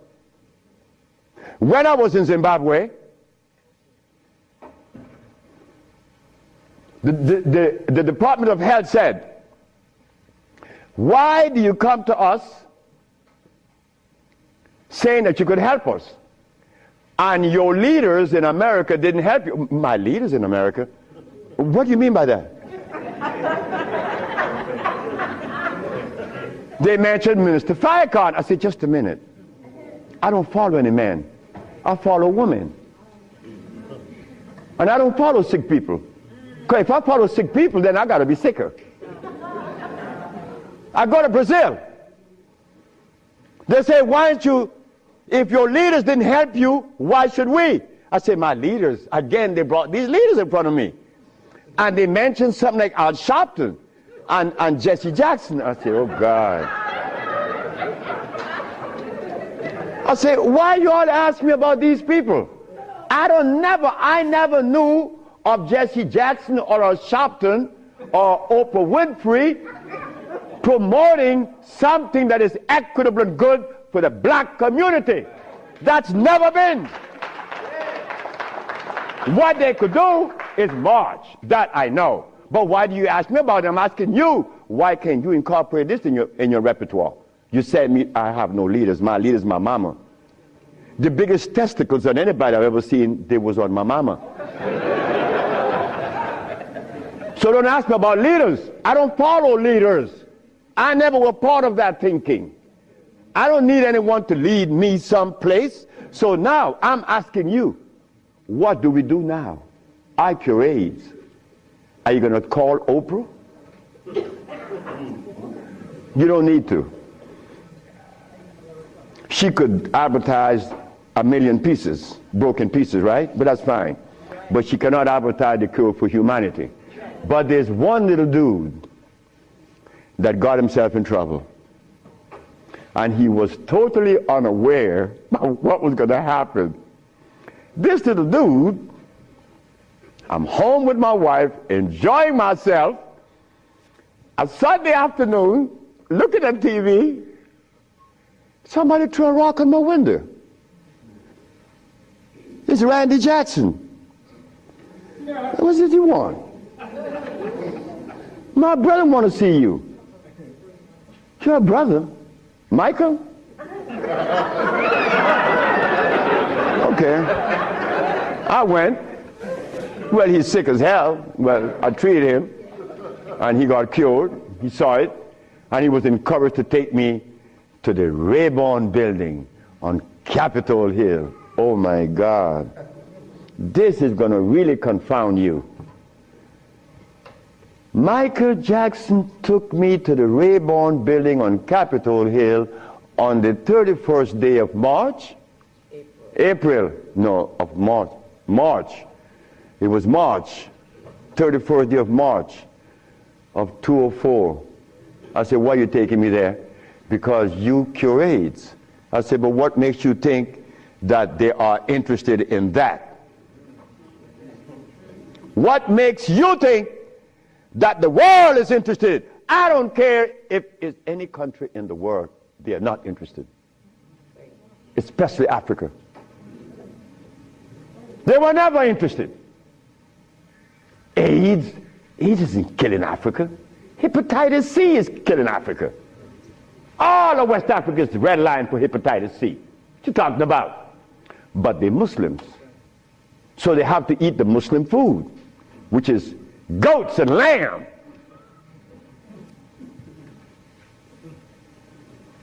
Go tell them that the Arabs played a trick on their brain. You cannot do that. Me, I remain the son of the jungle woman. The jungle woman that didn't have any clothes on. Yeah, I am her son. I stuck with her and she liberated me. You have to hear this. One morning, I woke up and I heard the music that was playing. You know how you turn your radio on and you're sleeping, but the music on the radio would influence you and you dream that you're seeing the artist that's playing, right? You have had that happen to you. This morning, I'm listening to John Coltrane. 4 o'clock in the morning on channel 850 on the TV. I'm sleeping and I'm hearing John Coltrane playing Interstellar Space. But then something was happening while this music was playing. I was looking at a black woman doing this from behind a tree. I woke up and I didn't know how to interpret that dream. But then I was leaving that morning for Los Angeles. As I got to the airport, the governor was there. The governor said, that's him. That's the man that cured Alcida of leukemia. That's the man I'm talking about. The governor had a lot of people around him. So I went, I was leaving for Los Angeles, he was leaving for the capital. He didn't know that we were going to meet that morning. So they was talking to me and asking me questions. Finally, 2 men that were standing away from me, they were white men from the United States. They came up to me and said, well, we have heard of your miracle cures. I said, sir, I don't even know what a miracle is, especially perform one. I just happen to cure leukemia. That's not a miracle. To you it may be. Because your school of thought have you to believe that curing these diseases is one great big feat. No, it's simple common sense. I'm an African. Now this is where the naked women are going to come out. They said to me, we have heard of your miracle cures, but have you been saved? You see? Right there, I consider that an imposition. Why do you take the liberty to believe that I'm one of those that have accepted your philosophy that I have to be saved? I say, from what? The man politely answered and said, from your sins, of course. I said, wait just a minute. I said, you know, man, while you guys were standing over there, I said, and I looked at you both, and I said, 2 very intelligent young men. But now I have to question that. He said, why? I said, well, because the color of my skin should have prevented you from asking me that question, have I been saved? He said, what does the color of your skin have to do with anything? I say, it has to do with everything. I am the son of a woman that was taken away from the forests of Africa.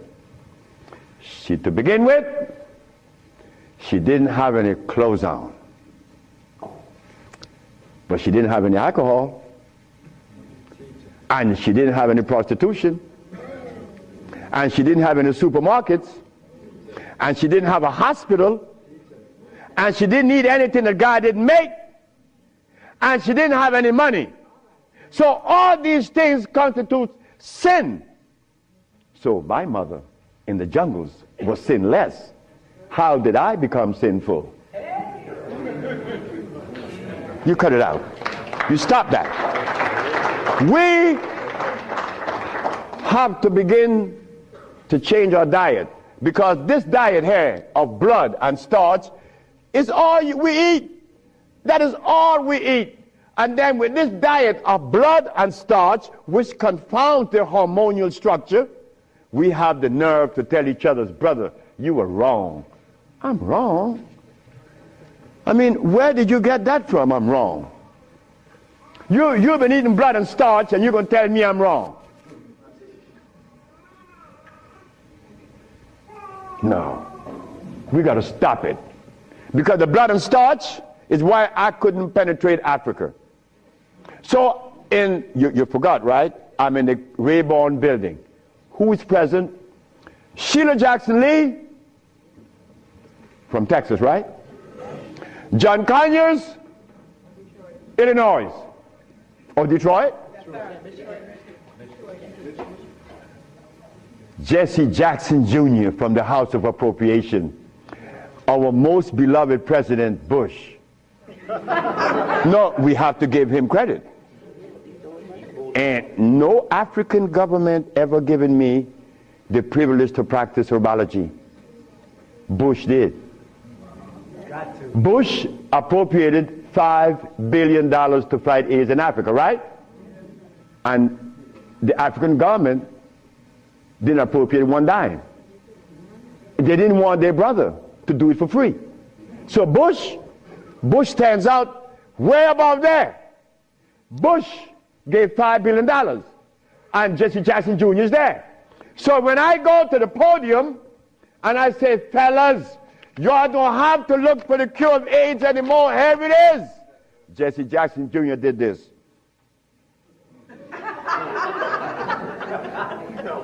I said, I'm going to talk about this. I have to write about this in my book. Because you, not me, but you and I believe in the leaders. We hope that they could do something, right? Well, they had a chance. So 17 African ambassadors, only one came to me from Mali. The only man came to me and said, Dr. Sebi, I have to respect your position, and I appreciate your position. You have proven that you cure AIDS, and I would like for you to go to Mali. But that's not the country I was talking about previously. He just presented himself that day. But Jesse Jackson Jr. didn't tell you that I cure AIDS, right? He didn't tell his daddy either, isn't it? And Miss Sheila Jackson Lee didn't talk about it, right? And so did John Conyers. So who gives a damn? You see? But that's good. That's good. We don't need leaders, isn't it?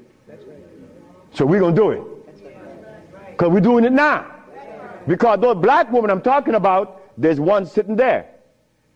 They are going to tell the world we cure AIDS. But last night, Clinton and Sanjay Gupta is on CNN talking about the end of AIDS. How about the end of sickle cell? How about the end of lupus? How about the end of herpes? How about the end of blindness? They didn't find those, but they find the end of AIDS. How is that possible? Are we going to buy that too? Are we going to let them continue to say that there is no cure for AIDS when your brother is curing it? So we are guilty. We are the one that's guilty, not the leaders, because they're sick. All the leaders are sick. You can look at them and tell they're sick. So we have to forget about the leaders, right? So which animal in the forest follows a male? None, right? They all follow females. So how did we begin to follow males? I mean, that was the most, look, the one thing I wanted in my life was a woman laying by me as my significant other or my wife, that she didn't have a God or a devil in her brain. That woman is sitting there.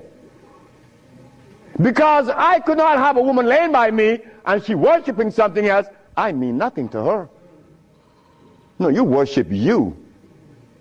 That's who you worship. That's who we worship in the forest. And we were doing quite well because none of us, her children, could talk about how long did our parents live in the forest of Africa. You don't know. For millions of years since creation. Did we have money? We live a perpetual vacation. Never got to wear this stupid suit on. When I didn't have to wear any clothes. But now just to live, I have to have a $15,000 suit on, a $5,000 shoes. I have to have all kind of stuff on me. And then I qualify. I qualified. Do you have a master's degree? Man, I didn't go to school. Oh, put him aside.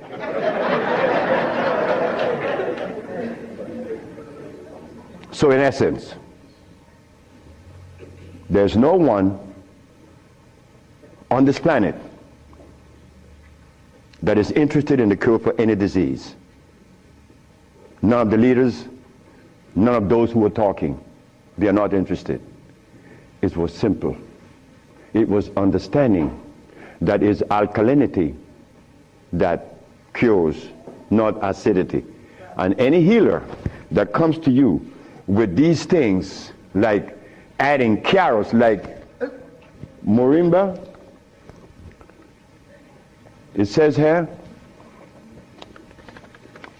one of the things that I are careful with, it says here, if you add carrot juice with it, it's going to help you. But just a minute, carrot was made by some dude in Holland.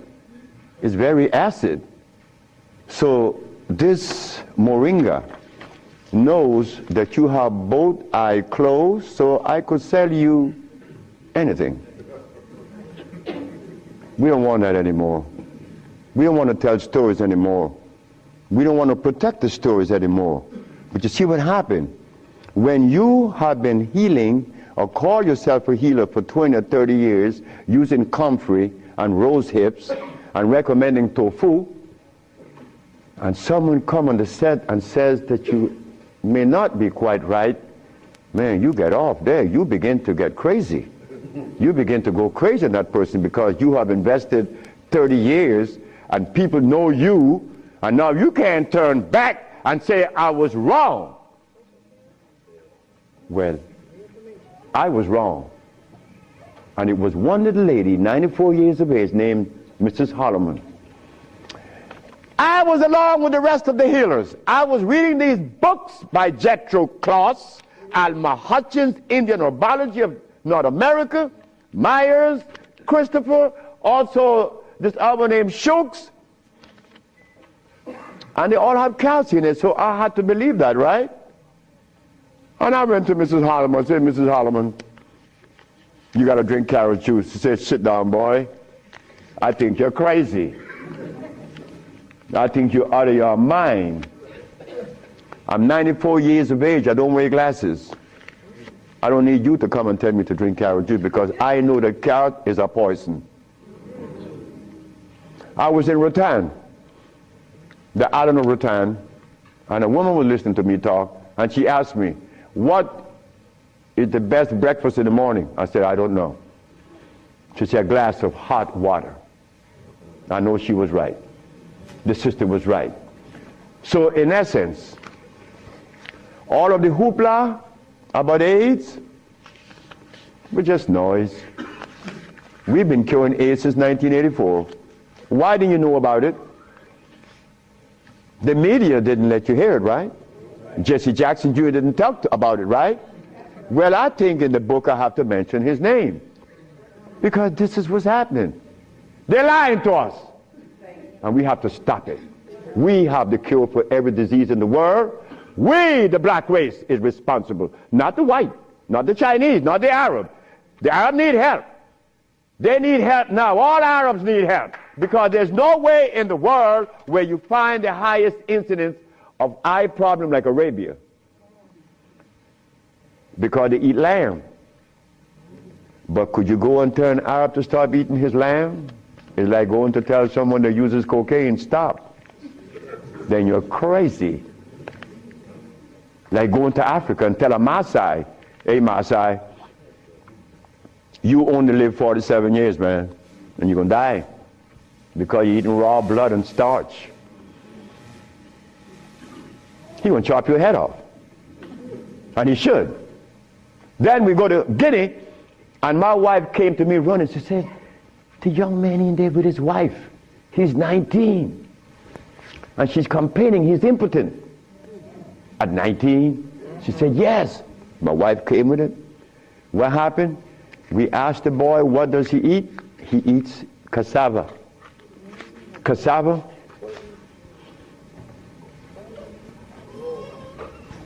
We say raw? Yes. Go to Guinea. It's a what?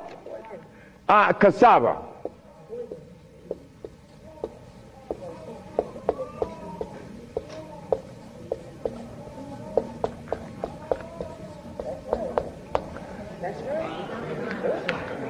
I want you to go to any African country and tell them, no, just ask them please, why do you eat cassava? Oh, this is African. This is from history. Hey, African, I know you've been bamboozled too, because cassava is not a product of nature, nor of Africa.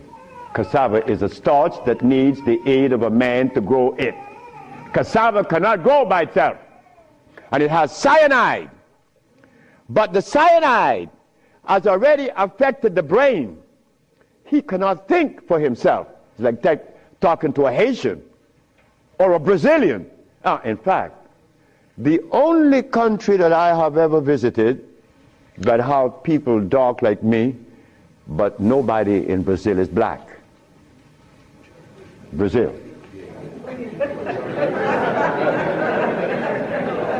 If you go and research the census of Brazil, you will never find a black person in Brazil. Everybody is white. That is how much they have offended us, that we hate the very image that God made. Something is wrong. Something got to be wrong. Me,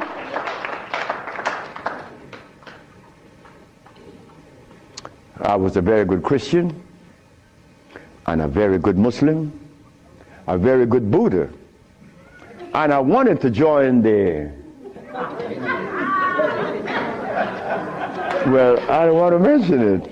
But anyway, I was a good everything. But what I found, that they were feeding me the wrong food. And I had to deny all of them because they feed us garbage. There isn't a religion in the world that have fed the black race in America or anywhere in the world the food that is consistent with their cellular predisposition. So if you, my religion, is feeding me the wrong food, then what is the message you are sending? It's like putting gasoline in a diesel car. You would not get to South Philly. No, you're not. It's not going to run right. But we're eating starch and blood, and we want a dialogue. Dialogue based on what? I mean, come on now. We are the remnants of what world? Let us try to bring it back. We can't challenge each other's. The only thing we have to offer each other's now is love. But to get to that point, a sister told me the other day, because I made a statement in the church, a brave woman stood up and asked me, Dr. Sebi, what have you learned from the entity that you are forwarding to us now? What have you learned from it? I longed to kiss everybody's butt. And I meant that. It came out that way in the church. Well, I had to give it that way, because that is the way it came to my brain. I kiss everybody's butt. It's easy.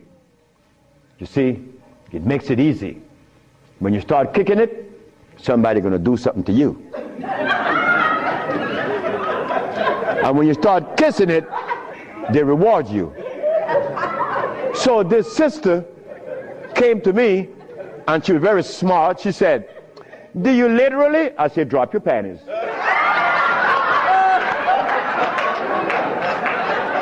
Well, I came out of a woman's vagina. I could kiss her rear end. That's easy, isn't it? Is it easy?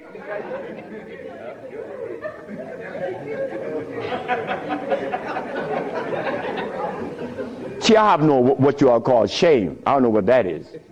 I'm not serious. I'm not ashamed. I'm not a man. I'm a male. Beyond that, I don't know. You guys are men. I'm a male. I stay there. It's easy. So, brothers and sisters, look. The deal is this. We have the cure for AIDS. Now you're going to get a chance to ask questions. So, ladies and gentlemen, I want you to ask whatever question comes to your brain. Feel free to ask. I mean, please, don't you hesitate. Don't you feel that you have to restrict yourself. I know Brother Adis is here. He may ask a few. I'm glad to see the brother. You know, Brother Adis is a brother I've been knowing for years. Stand up, brother. When I saw the brother the other day, I was very encouraged because the brother looks good. Yes, sir. I appreciate the brother. The brother looks good. The brother, I remember him and Sultan and Kwasi in New York. I would hope that Kwasi would come. And a bunch of other brothers. It was a bunch of us brothers. We were in love. New York was, look, we were in love. There was a love that we used to share that was so nice, so warm. But none of us, or all of us, understood that we couldn't follow anybody. Because if you start following one, you have to dislike the other group. But I'm a black man. I have to love everybody. I have to love Muslims. I have to love Buddhists. I have to love Christians. So if I have to love everybody, then I'm going to make it easy. I ain't joining nobody. Because I have to love everybody anyway. So it makes it easy. So now we go to the question. The sister and then you, another, yes. Good afternoon. Is it necessary to circumcise the male child? Again, sit down. The sister asked, is it necessary to circumcise the boy, the male child? Well, who started that? Europeans. Who? My last little girl was born. I said, I told her mother, if this child is born and I'm not here, you will not cut the navel string. Okay? You understand? Listen to me now, Fanny. You will not cut this baby navel string. Okay? And I'm going to tell you how to do it. When the baby's born, you put the baby on your chest and let the baby suck your breast. The placenta is going to come right out. You put the placenta in a bowl and put some flowers on it. Keep the navel string attached to the baby until the placenta. 4 days later, it falls off the baby. You throw away everything. No cutting, no stress. No, it isn't necessary to circumcise, because I was never circumcised. It was you. Next. I conceived by you before and was very successful with it. But I'm a backslider, and I want to know, what is the cure for AIDS so I can get back on track? She said that I treated her before and that she was cured, but something happened. I don't know. She wanted to get back on track. And the next question about how do I cure AIDS? Well, I have a daughter now that's 21, and she's the key to beautiful things. She's the daughter of this woman. Her mother hated me, and with all rights. The woman was right. Oh God, she was right. I have 2 wives in the same house, and this woman is in love with me. Oh God, this nigga's crazy. He's a Solomon. Nigga, look, you are a jive, MF. Her mother cursed me out. She cursed me out, and I'm standing looking at Miss Margaret, and I could see the hurt in her eyes, because this woman is in love with this man that already have 2 wives in the same house. Boy, what do I do? And I find myself in this triangle here and don't know how I got in it. But years went by. No, she got a baby, she got pregnant, they kick her out of the house. But that's okay. She had the baby, little girl, Zave. Zave grew up. Zave was 19. She cured her mother, her grandmother, of diabetes. The little girl that this woman didn't want to come into the world grew up to cure her of diabetes. Last month I got a notice from the mother that Zave just killed a woman in New York of AIDS. How do we cure AIDS? It's simple. We put the compounds together to address the mucous membrane, to cleanse the mucous membrane, to cleanse the bowels. Simultaneously, we went to the forest and found the herbs such as the, over here on the alkali side,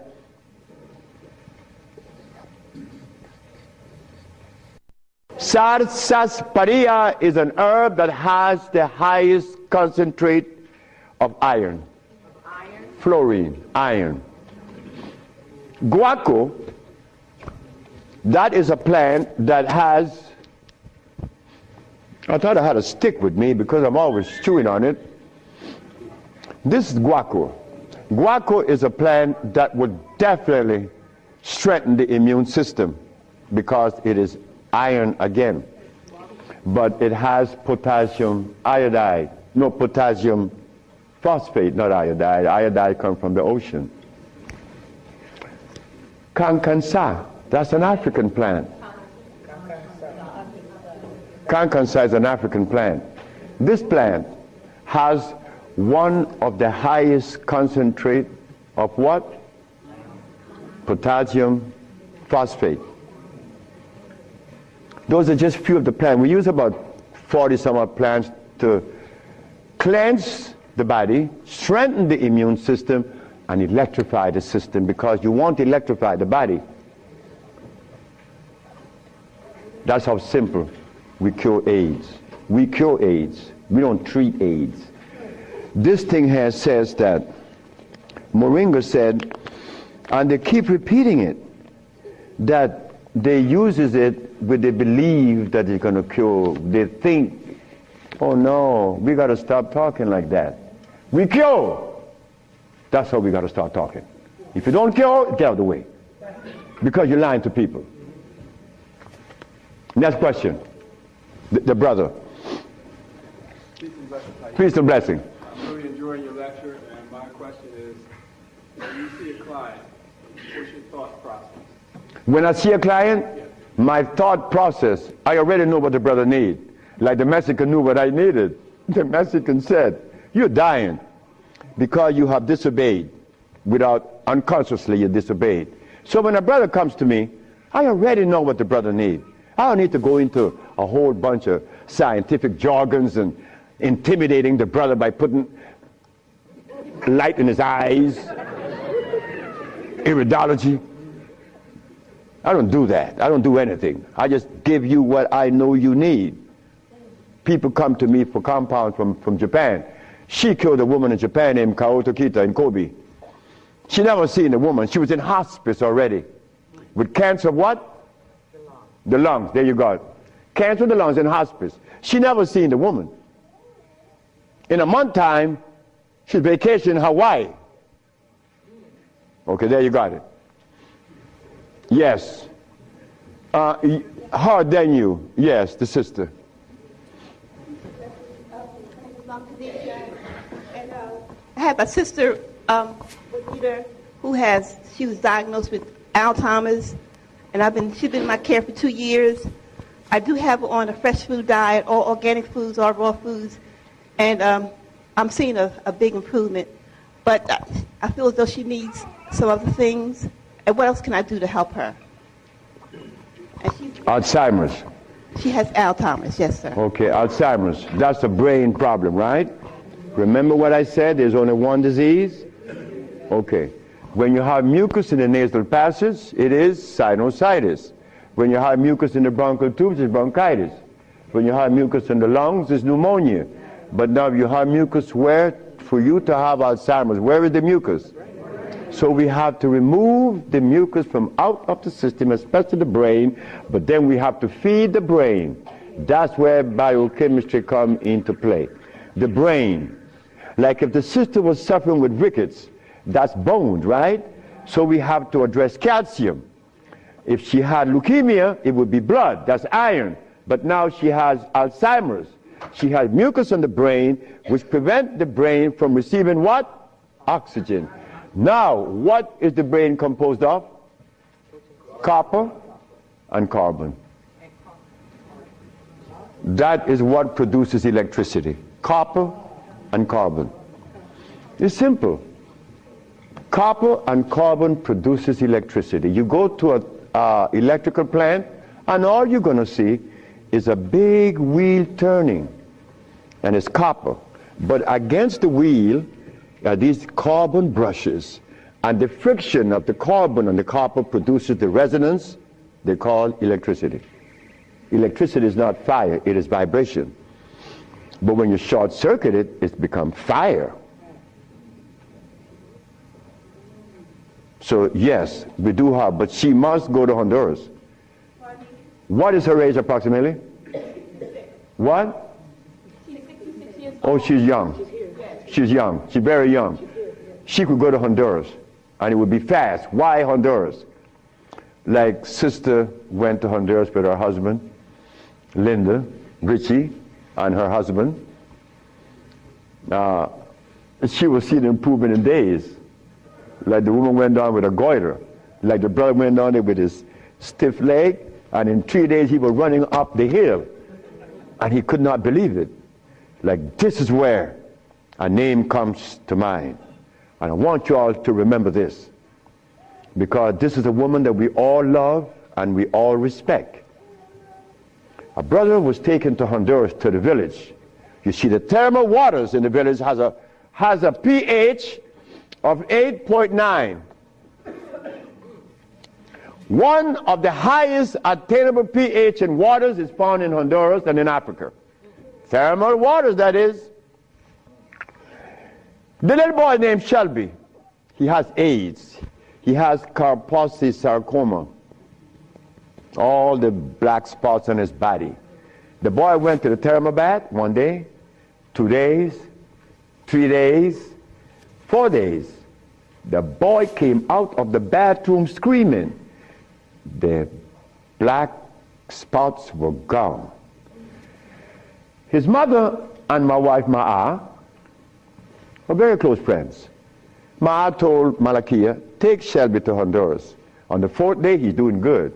How long is Shelby going to stay there? 1 month. I said, 1 month, he's cured. On the 4th day, the sore disappeared, right? On the 10th day, he tell his mama, I want my passport. She said, for what? I want to go back to Los Angeles. Dr. Sebi says that you have to stay here a month.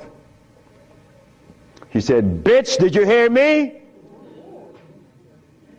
That is what we, mothers and fathers, get from our children today because of those hamburgers. It wasn't Shelby's fault.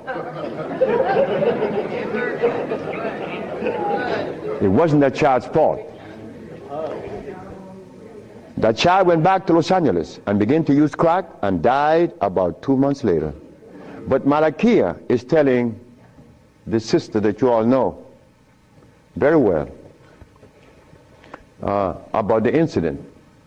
Present was Oprah Winfrey, and she said, she was telling the story to her aunt, which is Maya Angelou. Well, I'm nobody. I'm nobody anywhere in the world. I just happen to cure AIDS, but that means absolutely nothing. My son told me I messed up. I should have been a boxer. in cracking people's jaws. I get millions of dollars.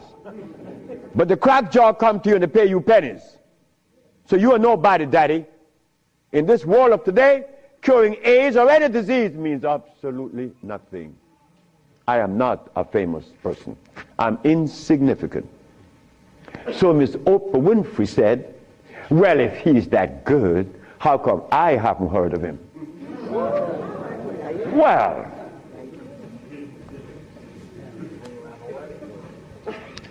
I'm not famous. Oprah. Oh.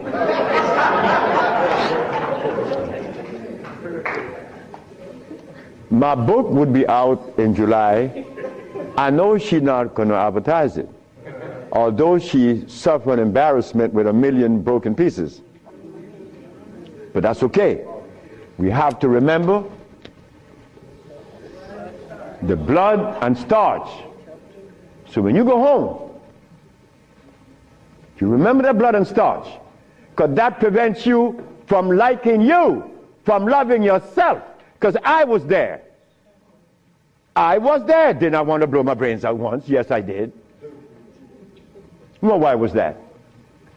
I was stressed. I was eating blood and starch. But when the Mexican came and said I was wrong, I listened. And here I am, 42 years later. Do you see the benefits of this? A Mexican came to rescue me, to rescue you. So we cannot. But wait, the other part of it is Africa. There isn't an African country that I could go and practice herbology. But why did Bush, who all of us think, or most of us think the man is bad, how come I could practice herbology in the United States? You got power over him. That's why. I don't have any power. No, I don't. Because I don't even know what power is. I just know what's mine. That's all. I know what's mine and what's yours, what's ours. So what's ours, when the Supreme Court said, the FDA said, you are not supposed to sell these products. Exhibit A. The FDA said, what? That I'm not supposed to sell my products? Well, maybe the FDA knows the food that is consistent with the African cellular predisposition. Because when they removed us from Africa, they didn't bring food with us. Maybe the FDA knows about these foods. Could you tell us, please, Mr. FDA? But when the FDA talk, we get scared. Scared of what? They're not God. You understand me? No, I don't have any power over nobody. I don't want that. If you know what I like to do, you will know I don't want any power. the brother in the back. Hepatitis C. Yes, sir. Mr. Charles Fisher. Who is Charles Fisher? He was the manager for LL Cool J. That was my second case of hepatitis C. Yes, what is hepatitis C? The liver has been stressed beyond. Hepatitis C is nothing. Maria Elena from San Pedro had cancer of the liver. Her mother and her aunt bought the black dress to bury her. The doctor sent her home to die. Maria Elena's sister saw a newspaper with me in it. She said, hey, there's a nigger down there in Jutiapa that got a big mouth that says he could do a bunch of stuff. And she came. 2 years have gone by. Maria Elena is healthier than her sister. Yes. What is hepatitis C? It's when the liver has got so toxic and loaded with what? With poison. Blood and starch. So we clean it, clean the body. Because you have to clean the intestines, you have to clean the liver, you have to clean the blood, because all of these has been affected. Yes, brother, we have cured many of hepatitis C. So what herbs would you use, doctor? It's not an herb, it's a therapy. Therapy? It's a therapy we have. Okay, I was sort of encouraged to, what's that, interferon. Interferon? Yeah, I was encouraged to be. Brother, interferon is something that's been on the set for 25 years, and I have been curing AIDS and sickle cell and lupus, herpes, blindness, and paralysis. Interferon doesn't do that. Interferon is a chemical that is derived from the penis of a brother. You know that, right? You know it. Yeah. That's not even right. Come on. The Bible said the herbs are for the healing of the nation. The Bible didn't say anything about chemicals. Right? Okay. So now we could tell the world, yes, we object. Oh, one more thing. One more thing that's very important. Many of you have insurance companies, right? Insurances. And on that sheet, it says that they do not honor anyone that isn't an accredited physician. Meaning that you are compelled to go to see a physician to give you his chemicals. But now, they are telling you that they are God. And that you have no other recourse. Well, let me tell you something. Yes, they have to honor us. Because we have the only compound in the world that is consistent with our cellular predisposition. Nobody else. Can you give us some foods that are alkaline? Food that are alkaline. We could begin with mushrooms. We could begin with mushrooms, quinoa, quinoa,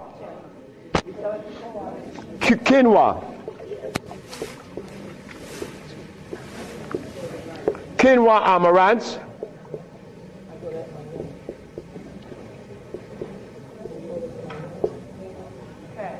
mushrooms,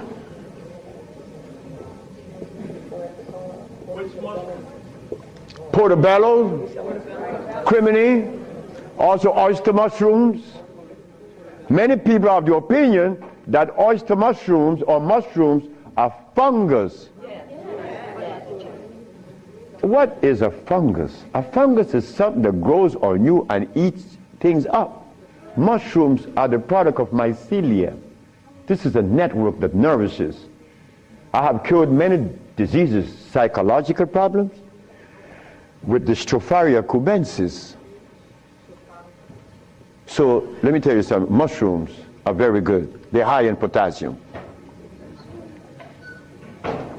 Yes. And then the next, wait.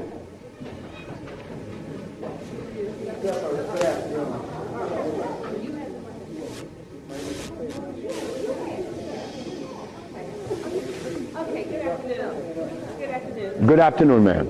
I know the blood and the starches, two of the things you said that we should get rid of. I'm working really hard. I've gotten rid of the blood. I'm having a hard time with the starch. I just needed an idea of some things too. To substitute. Yeah, substitute. Well, and one more question, water. I do the distilled, but I hear a lot about, drink spring, drink distilled, which I do the distilled a lot. Okay. About the starches, you could eat quinoa or amaranth. And also spelt. You could buy the spelt pasta. Spelt. You could buy spelt. I eat a lot of spelt. And you know something? I learned something lately, like I'm learning something every day. Because I don't know everything. I don't want to know everything. And it's impossible for me to know everything. But I learned this.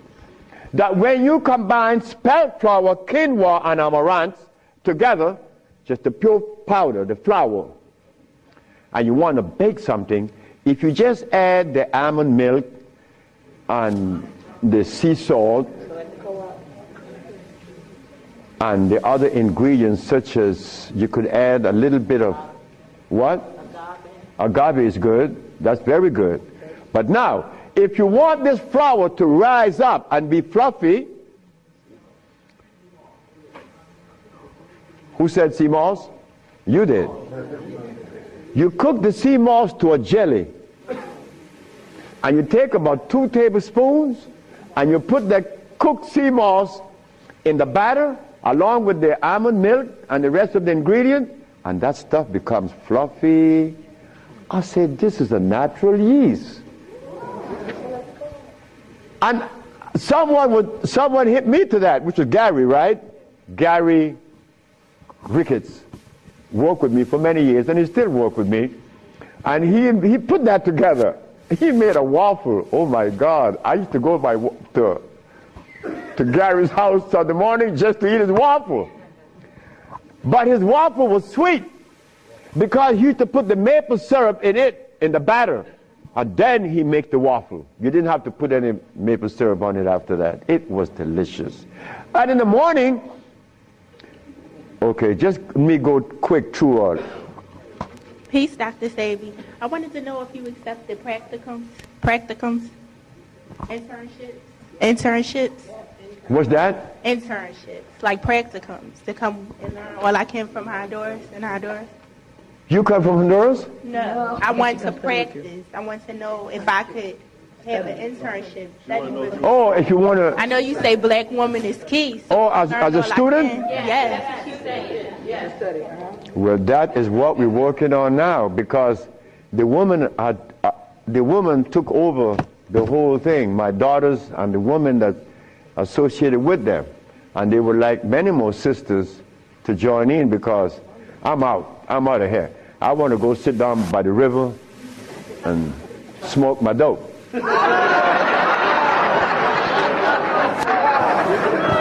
can I get your information? What's that? Can I get your information? So wait, the sisters, give her your number, because she's the one that's in charge of that, and I'm quite sure that she's going to consider you. Okay. Wait, the brother is deciding. Hi.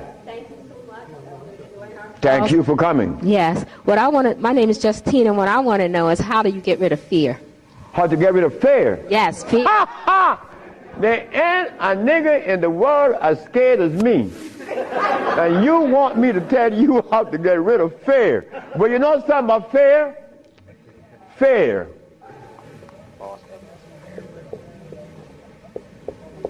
Fear is a natural occurrence. You don't get rid of fear. You understand fear. You don't get rid of it, because fear is necessary. But you don't let fear control you, right?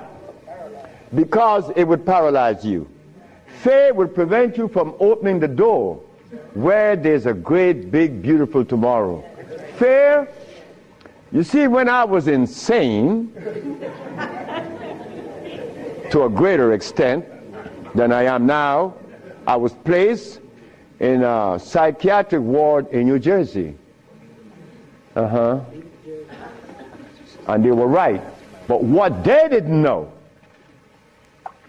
that I was aware that I was sick. I was also aware that I would not take any of anything that they gave me in that hospital.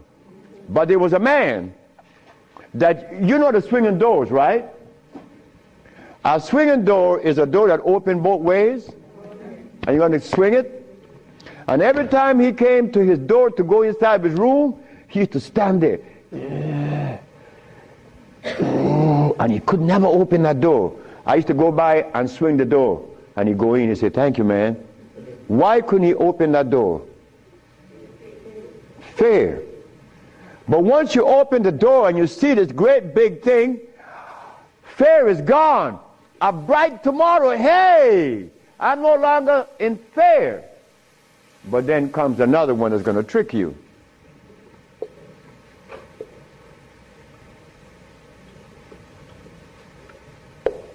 What that surety? Is E? All right. Surety. Surety make you do this. Yeah, I'm bad now, but there could be a quicksand there, and you're gone. So you learn that when you conquer fear, then you walk, but you test carefully. And if you conquer surety, then you go into the other one. And this one I'm going to really trick you. Power. Power gives you a freedom to execute, but not to violate. Because if you violate, even though you're in power, they will kill you. They did that to Nicolae Ceausescu, right? In Czechoslovakia. Because Nicolae Ceausescu wanted everyone to stop eating meat. Because he knew. But you don't change people overnight. They killed the man. Because he imposed some other laws on them that were cruel. He used to kill them too. So power has to be understood, not to be misused. Then if you survive power, then you get the last one that's going to get you.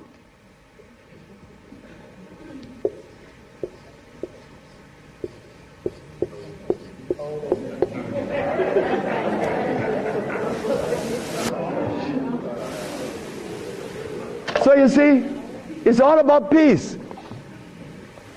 I'm happy that I'm 73 years of age, and that I'm happy, but I have to thank the Mexican. But when I go around my brother 73, are you all right?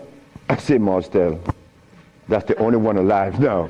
My age. I say, you asking me if I'm all right? No, man, I'm not all right. He's coughing. He got these back pains and stuff. And I say, you could do better than that, because you're only 72. I'm a year older than him. But he can't see beyond where he's at. And I shouldn't expect for him to make such a leap, because I didn't do it that way either. Because even after the Mexican had stopped me from eating the stuff, I went back cheating with some chicken. And one day I went by Brother Bill Stenner's, the Golden Bird. You all know the Golden Bird in LA, right? You remember that? And I bought some Golden Bird chicken. I ran home, and I look out the window, nobody's coming. And take it outside and spray the house, because they had these 4 black women. They were nosy. These black women were nosy. They always come up. What you have? You open the refrigerator, looking all around. They must have seen something in me. But these 4 black women were the one that stopped me from lying. Stop eating that chicken, the last thing. But here I am. And I'm happy to say that here I am. Because I want all my brothers to say, here I am, at 80 or 90. Because the man that healed me was 94, and he had 2 wives in Mexico. He was healthy, wore no glasses, and he was always laughing. He said, look, before you leave, remember this. Never you socialize with people that are serious. Serious people are sick. Because there's no reason to be serious. Because I cure AIDS and diabetes, I've proven that. And I'm not serious. I'm your brother. I want to play with you. I play with my wife all the time. I don't have no time to this other stuff. If this other stuff comes in, then something is wrong. Next question. Hi, Dr. Sebi. My question is, as a woman, how do you cure high blood pressure and rapid hair loss? High blood pressure and what? Rapid hair loss. Rapid hair loss? Hair. Or hair loss. High blood pressure. High blood pressure is easy. Just stop eating. Where we have the product to remove the pressure immediately. People go down to Honduras, and in less than 3 days, the pressure's down. The man just came from Caymans. That's right, Caymans. Grand Caymans. He came down with high blood pressure, diabetes, and impotent. A young brother, 52. 3 days later, man, my pressure is down. Dr. Sebi, my pressure is down. I say, yes, I know that. What's the problem there? Why are you so amazed? 5 days later, my sugar is gone. I don't have no more sugar. And then, on the 10th day, he come with his girlfriend telling me.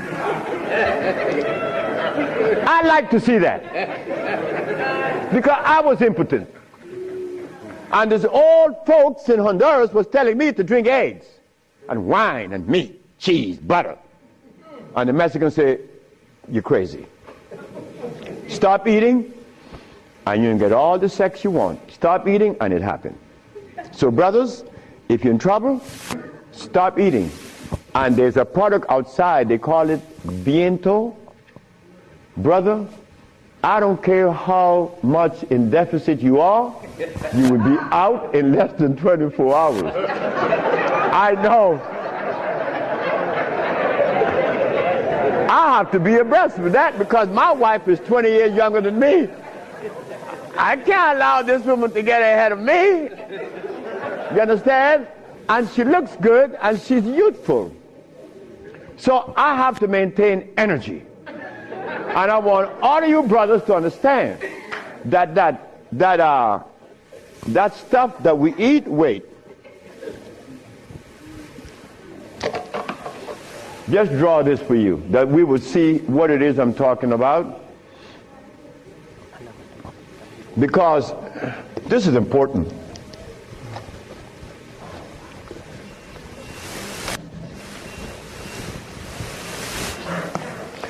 I recorded a man from the age of 15. I saw his life because I was a curious boy. Remember, I'm the boy that didn't go to school. So I was looking at things that the schoolboy wasn't looking at or seeing.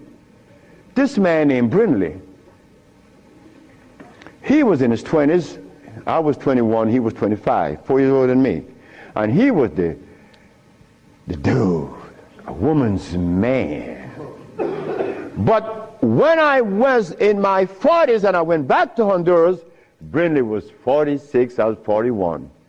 And Brindley was like, yeah, man. Yeah. Yeah. His wife gone. She's a seamstress. She's gone a long time. But when he was young, he had every woman in the world. I said, Brindley, what happened? Man, you know, I'm old now. I said, hey, nigga, you're 46. I'm 41. There again, what is old? What is old? Old is when you get to my age, 73, nigga, you old. Sure, I'm old. If I had a big belly on me, and I wore these glasses, and I was hooked up to a machine, and no woman want an old sick man beside her. So brothers, look, stop eating blood. Because when you get to my age, you want to be healthy. You want to be playing with her, right? Sure you do. Why not? She's your companion. You want to play and laugh with this woman. Brindley couldn't. Why? You see, this stuff right here.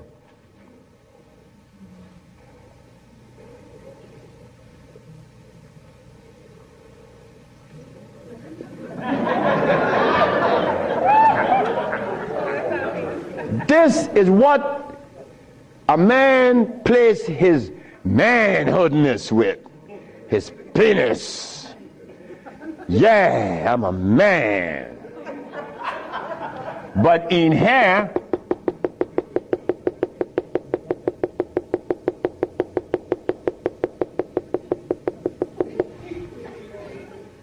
to keep this penis erected, these little orifices, they call veins and the rest, has to be opened for the blood to flow, or else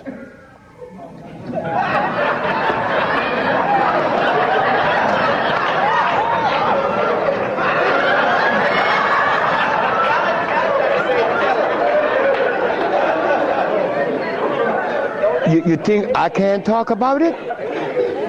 I was 30 years of age. That was happening to me. And the last person that saw that was a woman named Audrey Williams. She said, what's wrong with you? I said, I don't know. She said, you're sick. You better see a doctor because you're too young. You're 30 years of age. And I did. And it happened. But I had to stop eating. On the first, second, third, fourth, fifth, sixth, seventh day, I was happy. On the 8th, 9th, 10th, 11th, 12th, 13th, 14th, I was going and holding on to the bathroom. Everything was spinning around. Why? Because all of the mucus that was leaving my brain, my eyes was very foggy. I couldn't see. I was already wearing glasses, but now it's worse. But on the 17th, 18th, 19th, on the 17th day I woke up, I was looking at the ceiling, and I remember feeling so calm. a feeling that I had not experienced in many, many, many years. I was calm. On the 27th day, I didn't hear the wheezing in my chest from the asthma. My diabetes, I couldn't find glucose in my sugar. But on the 57th day of fasting, of not eating anything, I had an erection. Why? Why? Aha! They drain out. It drained out because I was taking these herbs and drinking water. Taking these herbs and juice and drinking water. And the body got a chance to do what? Cleanse itself. You see, it's easy. It's easy to bring back that happiness. Opening of this show, I talked about you having worked with Michael Jackson. Yes. Can you tell us about how that came about and what kind of work you did with him? I was home a Sunday afternoon in Los Angeles on La Cienega. Somebody threw a rock at my window. When I looked outside, it was Randy. Well, I had known Randy over the years, Randy Jackson. Yes. Michael Jackson's brother. Mm-hmm. So he came upstairs. What's it? My brother want to see you. I said, who? Michael. Michael? Michael want to see me? I'm the least of the individual that people want to see. I'm at the bottom of the totem pole. Mm-hmm. I went to see him. And he said he was in agreement with me traveling with him. And I told him that I would be able to help him. Yeah. He couldn't sleep. He was in a very bad emotional state. What time frame, what time period was this? Do you remember? 2004. Okay. I was with him from February until September. Of 2004. At the ending of September, I told him, I said, you know, you're singing, you feel good, you're looking good, I'm leaving. He said, don't leave me. I said, why? He said, I want you by my side, but I have a business to build. Yeah. But I love Michael. Michael's beautiful. Yeah. Beautiful brother. What did you do for him? What I did for him was this. I gave Michael an intracellular chelation. An intracellular chelation means that I'm going to clean every cell that makes up every organ that total his biological structure.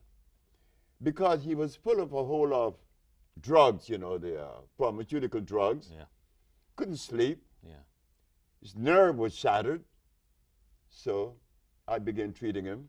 Yeah. And at the ending of the period, he was doing good, and I left. Yeah. Okay, so let's deal with this, because there might be some folks out there that are looking in here and they're saying, well, how did you learn to do these things, one? And I would say, and I think we have something that we'll end up showing on the screen here, regarding in 1979, I think it was, you were charged in New York City with practicing medicine without a license. You were ultimately charged, indicted, and taken before the New York Supreme Court. And I would advise my viewers who might be questioning your authenticity that you won that case. Now, so the charge was practicing medicine without a license and claiming that you had a remedy to cure AIDS, cancer, and diabetes. So the question is, how did you win that case against what some people say are the toughest prosecutors in the land? Well, it was 1987. 87, not 79, 87. The 10th of February. Okay. My mother knew they were coming. When I told my mama that I had cured my 13 AIDS patient, she said, they're gonna get you. They're gonna get you. So let me stop you there. You said I cured my 13 AIDS patients. Yeah. So you had 13 patients Yeah. who had AIDS. Yeah. And then you say You cured them. Sure. Keep talking. So my mother said, they're going to get you. I said, but Mom, why are they going to get me? Because you must remember that you live in a society that support a certain philosophy and a certain system. You being the color that you are, black, and then you're going against the grain, they're going to get you. So when I'm in my office on February the 10th, here come the detectives. You are charged with practicing medicine without a license, selling product not approved by the FDA, and claiming to cure AIDS and other diseases. Mm-hmm. I said, yes. Well, you are making a fraudulent claim. I asked the detective, how do you know that? Because you were advertising in newspapers. Of course. I advertised in the Village Voice, the Amsterdam News, and the New York Post. And you were telling people through your advertising that you can cure AIDS, sickle cell, lupus, herpes, blindness, diabetes, paralysis, and others. Okay, so they come knocking on the door and So knocked on my door and took me to jail. But the funny thing about it, I was happy. I was very, very, extremely happy. When everybody in my office was crying, I was happy because my mama told me they were coming. And I knew that I had sufficient evidence to prove my position.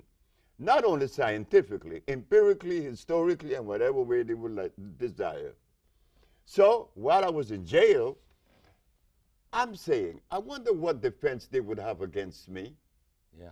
I would like to know. But I didn't blame the Attorney General, Mr. Robert Abrams, because why should he accept from me the statement that I cure AIDS and sickle cell and blindness when no one else has ever made those claims? The man had a right to arrest me, but he was making a mistake. So I'm sitting in jail, and I'm happy. When I got out of jail and when I went in front of the judge, I asked 3 questions. And they were? They were, Your Honor. You defended yourself? Of course I did. Okay. Your Honor, is it a fact that the Holy Bible teaches that the herbs are for the healing of the nations? She said, yes. Is it a fact that science shows that the human body is carbon-based, and to complement a carbon-based body, you must have a carbon-based substance to complement it, because the body only accepts the substance through the process of chemical affinity. Chemical affinity is important. It's an electrical transfer. Chemical affinity. Okay. The body could only accept what it is made of, not something new or alien to it. Last question. Your Honor, is it a fact that the father of medicine, Mr. Hippocrates, the man that established the principle of medical science today, cured every disease known to man? Did he use herbs or chemicals? She said, herbs. I said, thank you very much. I rest my case. Okay. Go ahead. So I understood that the state were unprepared to defend itself. They were unprepared because in the past there was 2,781 cases that came before the Supreme Court and lost. I won. Not only did I prove scientifically, but I had the diagnostic sheets, and I do have them today. And those diagnostic sheets didn't come from me. They came from their school, their American medical accredited school.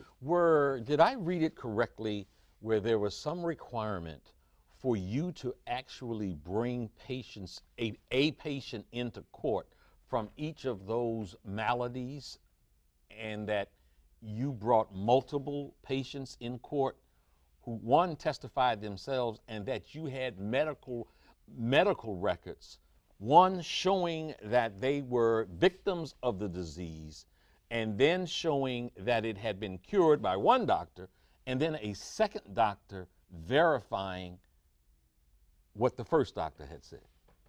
Yes. We have to remember this, that whenever you make a statement that goes against the grain, you better be prepared.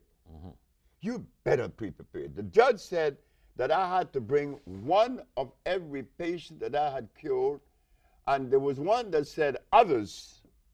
The other was a man that came from Italy. He was paralyzed. But I was supposed to take 9. I took 77. You took 77 patients in court with you? That's correct. But I knew that my brain was not the same as your brain or any other brain, right? We're unique. Yeah. So when I make a statement, they're going to take my statement and pit it against philosophy. It doesn't fit. I represent an entity that isn't philosophical. And that entity is? Well, it is an African one. I'm an African. And we have to remember that. You see, we think that we could take a philosophy out of Europe or China and inculcate that into the African brain. It does not resonate. It cannot resonate. You cannot be yourself when you've been adulterated. Being that I am an African, I'm going to look at things the African way. And the African way seems to reduce things to the least common denominator. And guess what I found? That there's only one disease. Not 2, not 3, 1.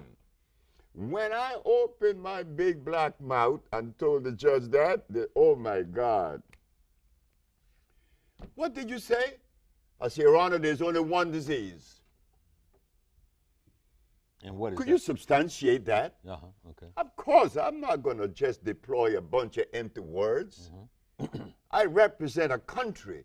I represent a people. I represent a race. And I represent myself. I'm not going to undermine myself. There's only one disease. The judge said, what is it? I said, you already know. She said, try me. It was a woman, Ann Thelman. I said, Your Honor, when someone has sinusitis, what is obstructing the nasal passage? She said, mucus. And when another has bronchitis, what is obstructing the bronchial tubes? She said, mucus. And when another has pneumonia, what's covering the cells of the lungs? She said, mucus. Dr. Victor Herbert, who is defending the state of New York, jumped up and said, what about AIDS? You and your one disease theory? I said, Your Honor, this doctor is saying that I believe in a theory. I am the last individual on earth that could believe in a theory. I do not lend myself to theories or philosophy. Either I know or I don't know. Okay. He's talking about theories. Yeah. You talking about the real deal. I'm talking about reality, not theories, not philosophy. So please share with this. So she said, and what about AIDS? Yeah. I said, well, he asked about what about AIDS? He want to know where the mucus. I said, Your Honor, have you been to an AIDS ward? She said, yes. I said, what is it that the AIDS spits up every 5 minutes? She said, mucus. Where is the mucus? It's in the skin, it's in the blood, and the lymphatic system that makes up the immunological system. That is where you find the mucus, Mr. Victor Herbert. How could you agree with, how could you disagree with truth? You see, what happened, I didn't go to school. I have never been to school. I have never attended any school, kindergarten, grade school, high school, or anything.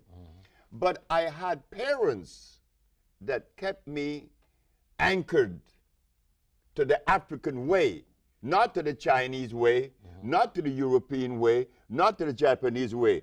I am an African. Were your patients all of color? No, no. I have patients that are white. I have more white patients than I have black.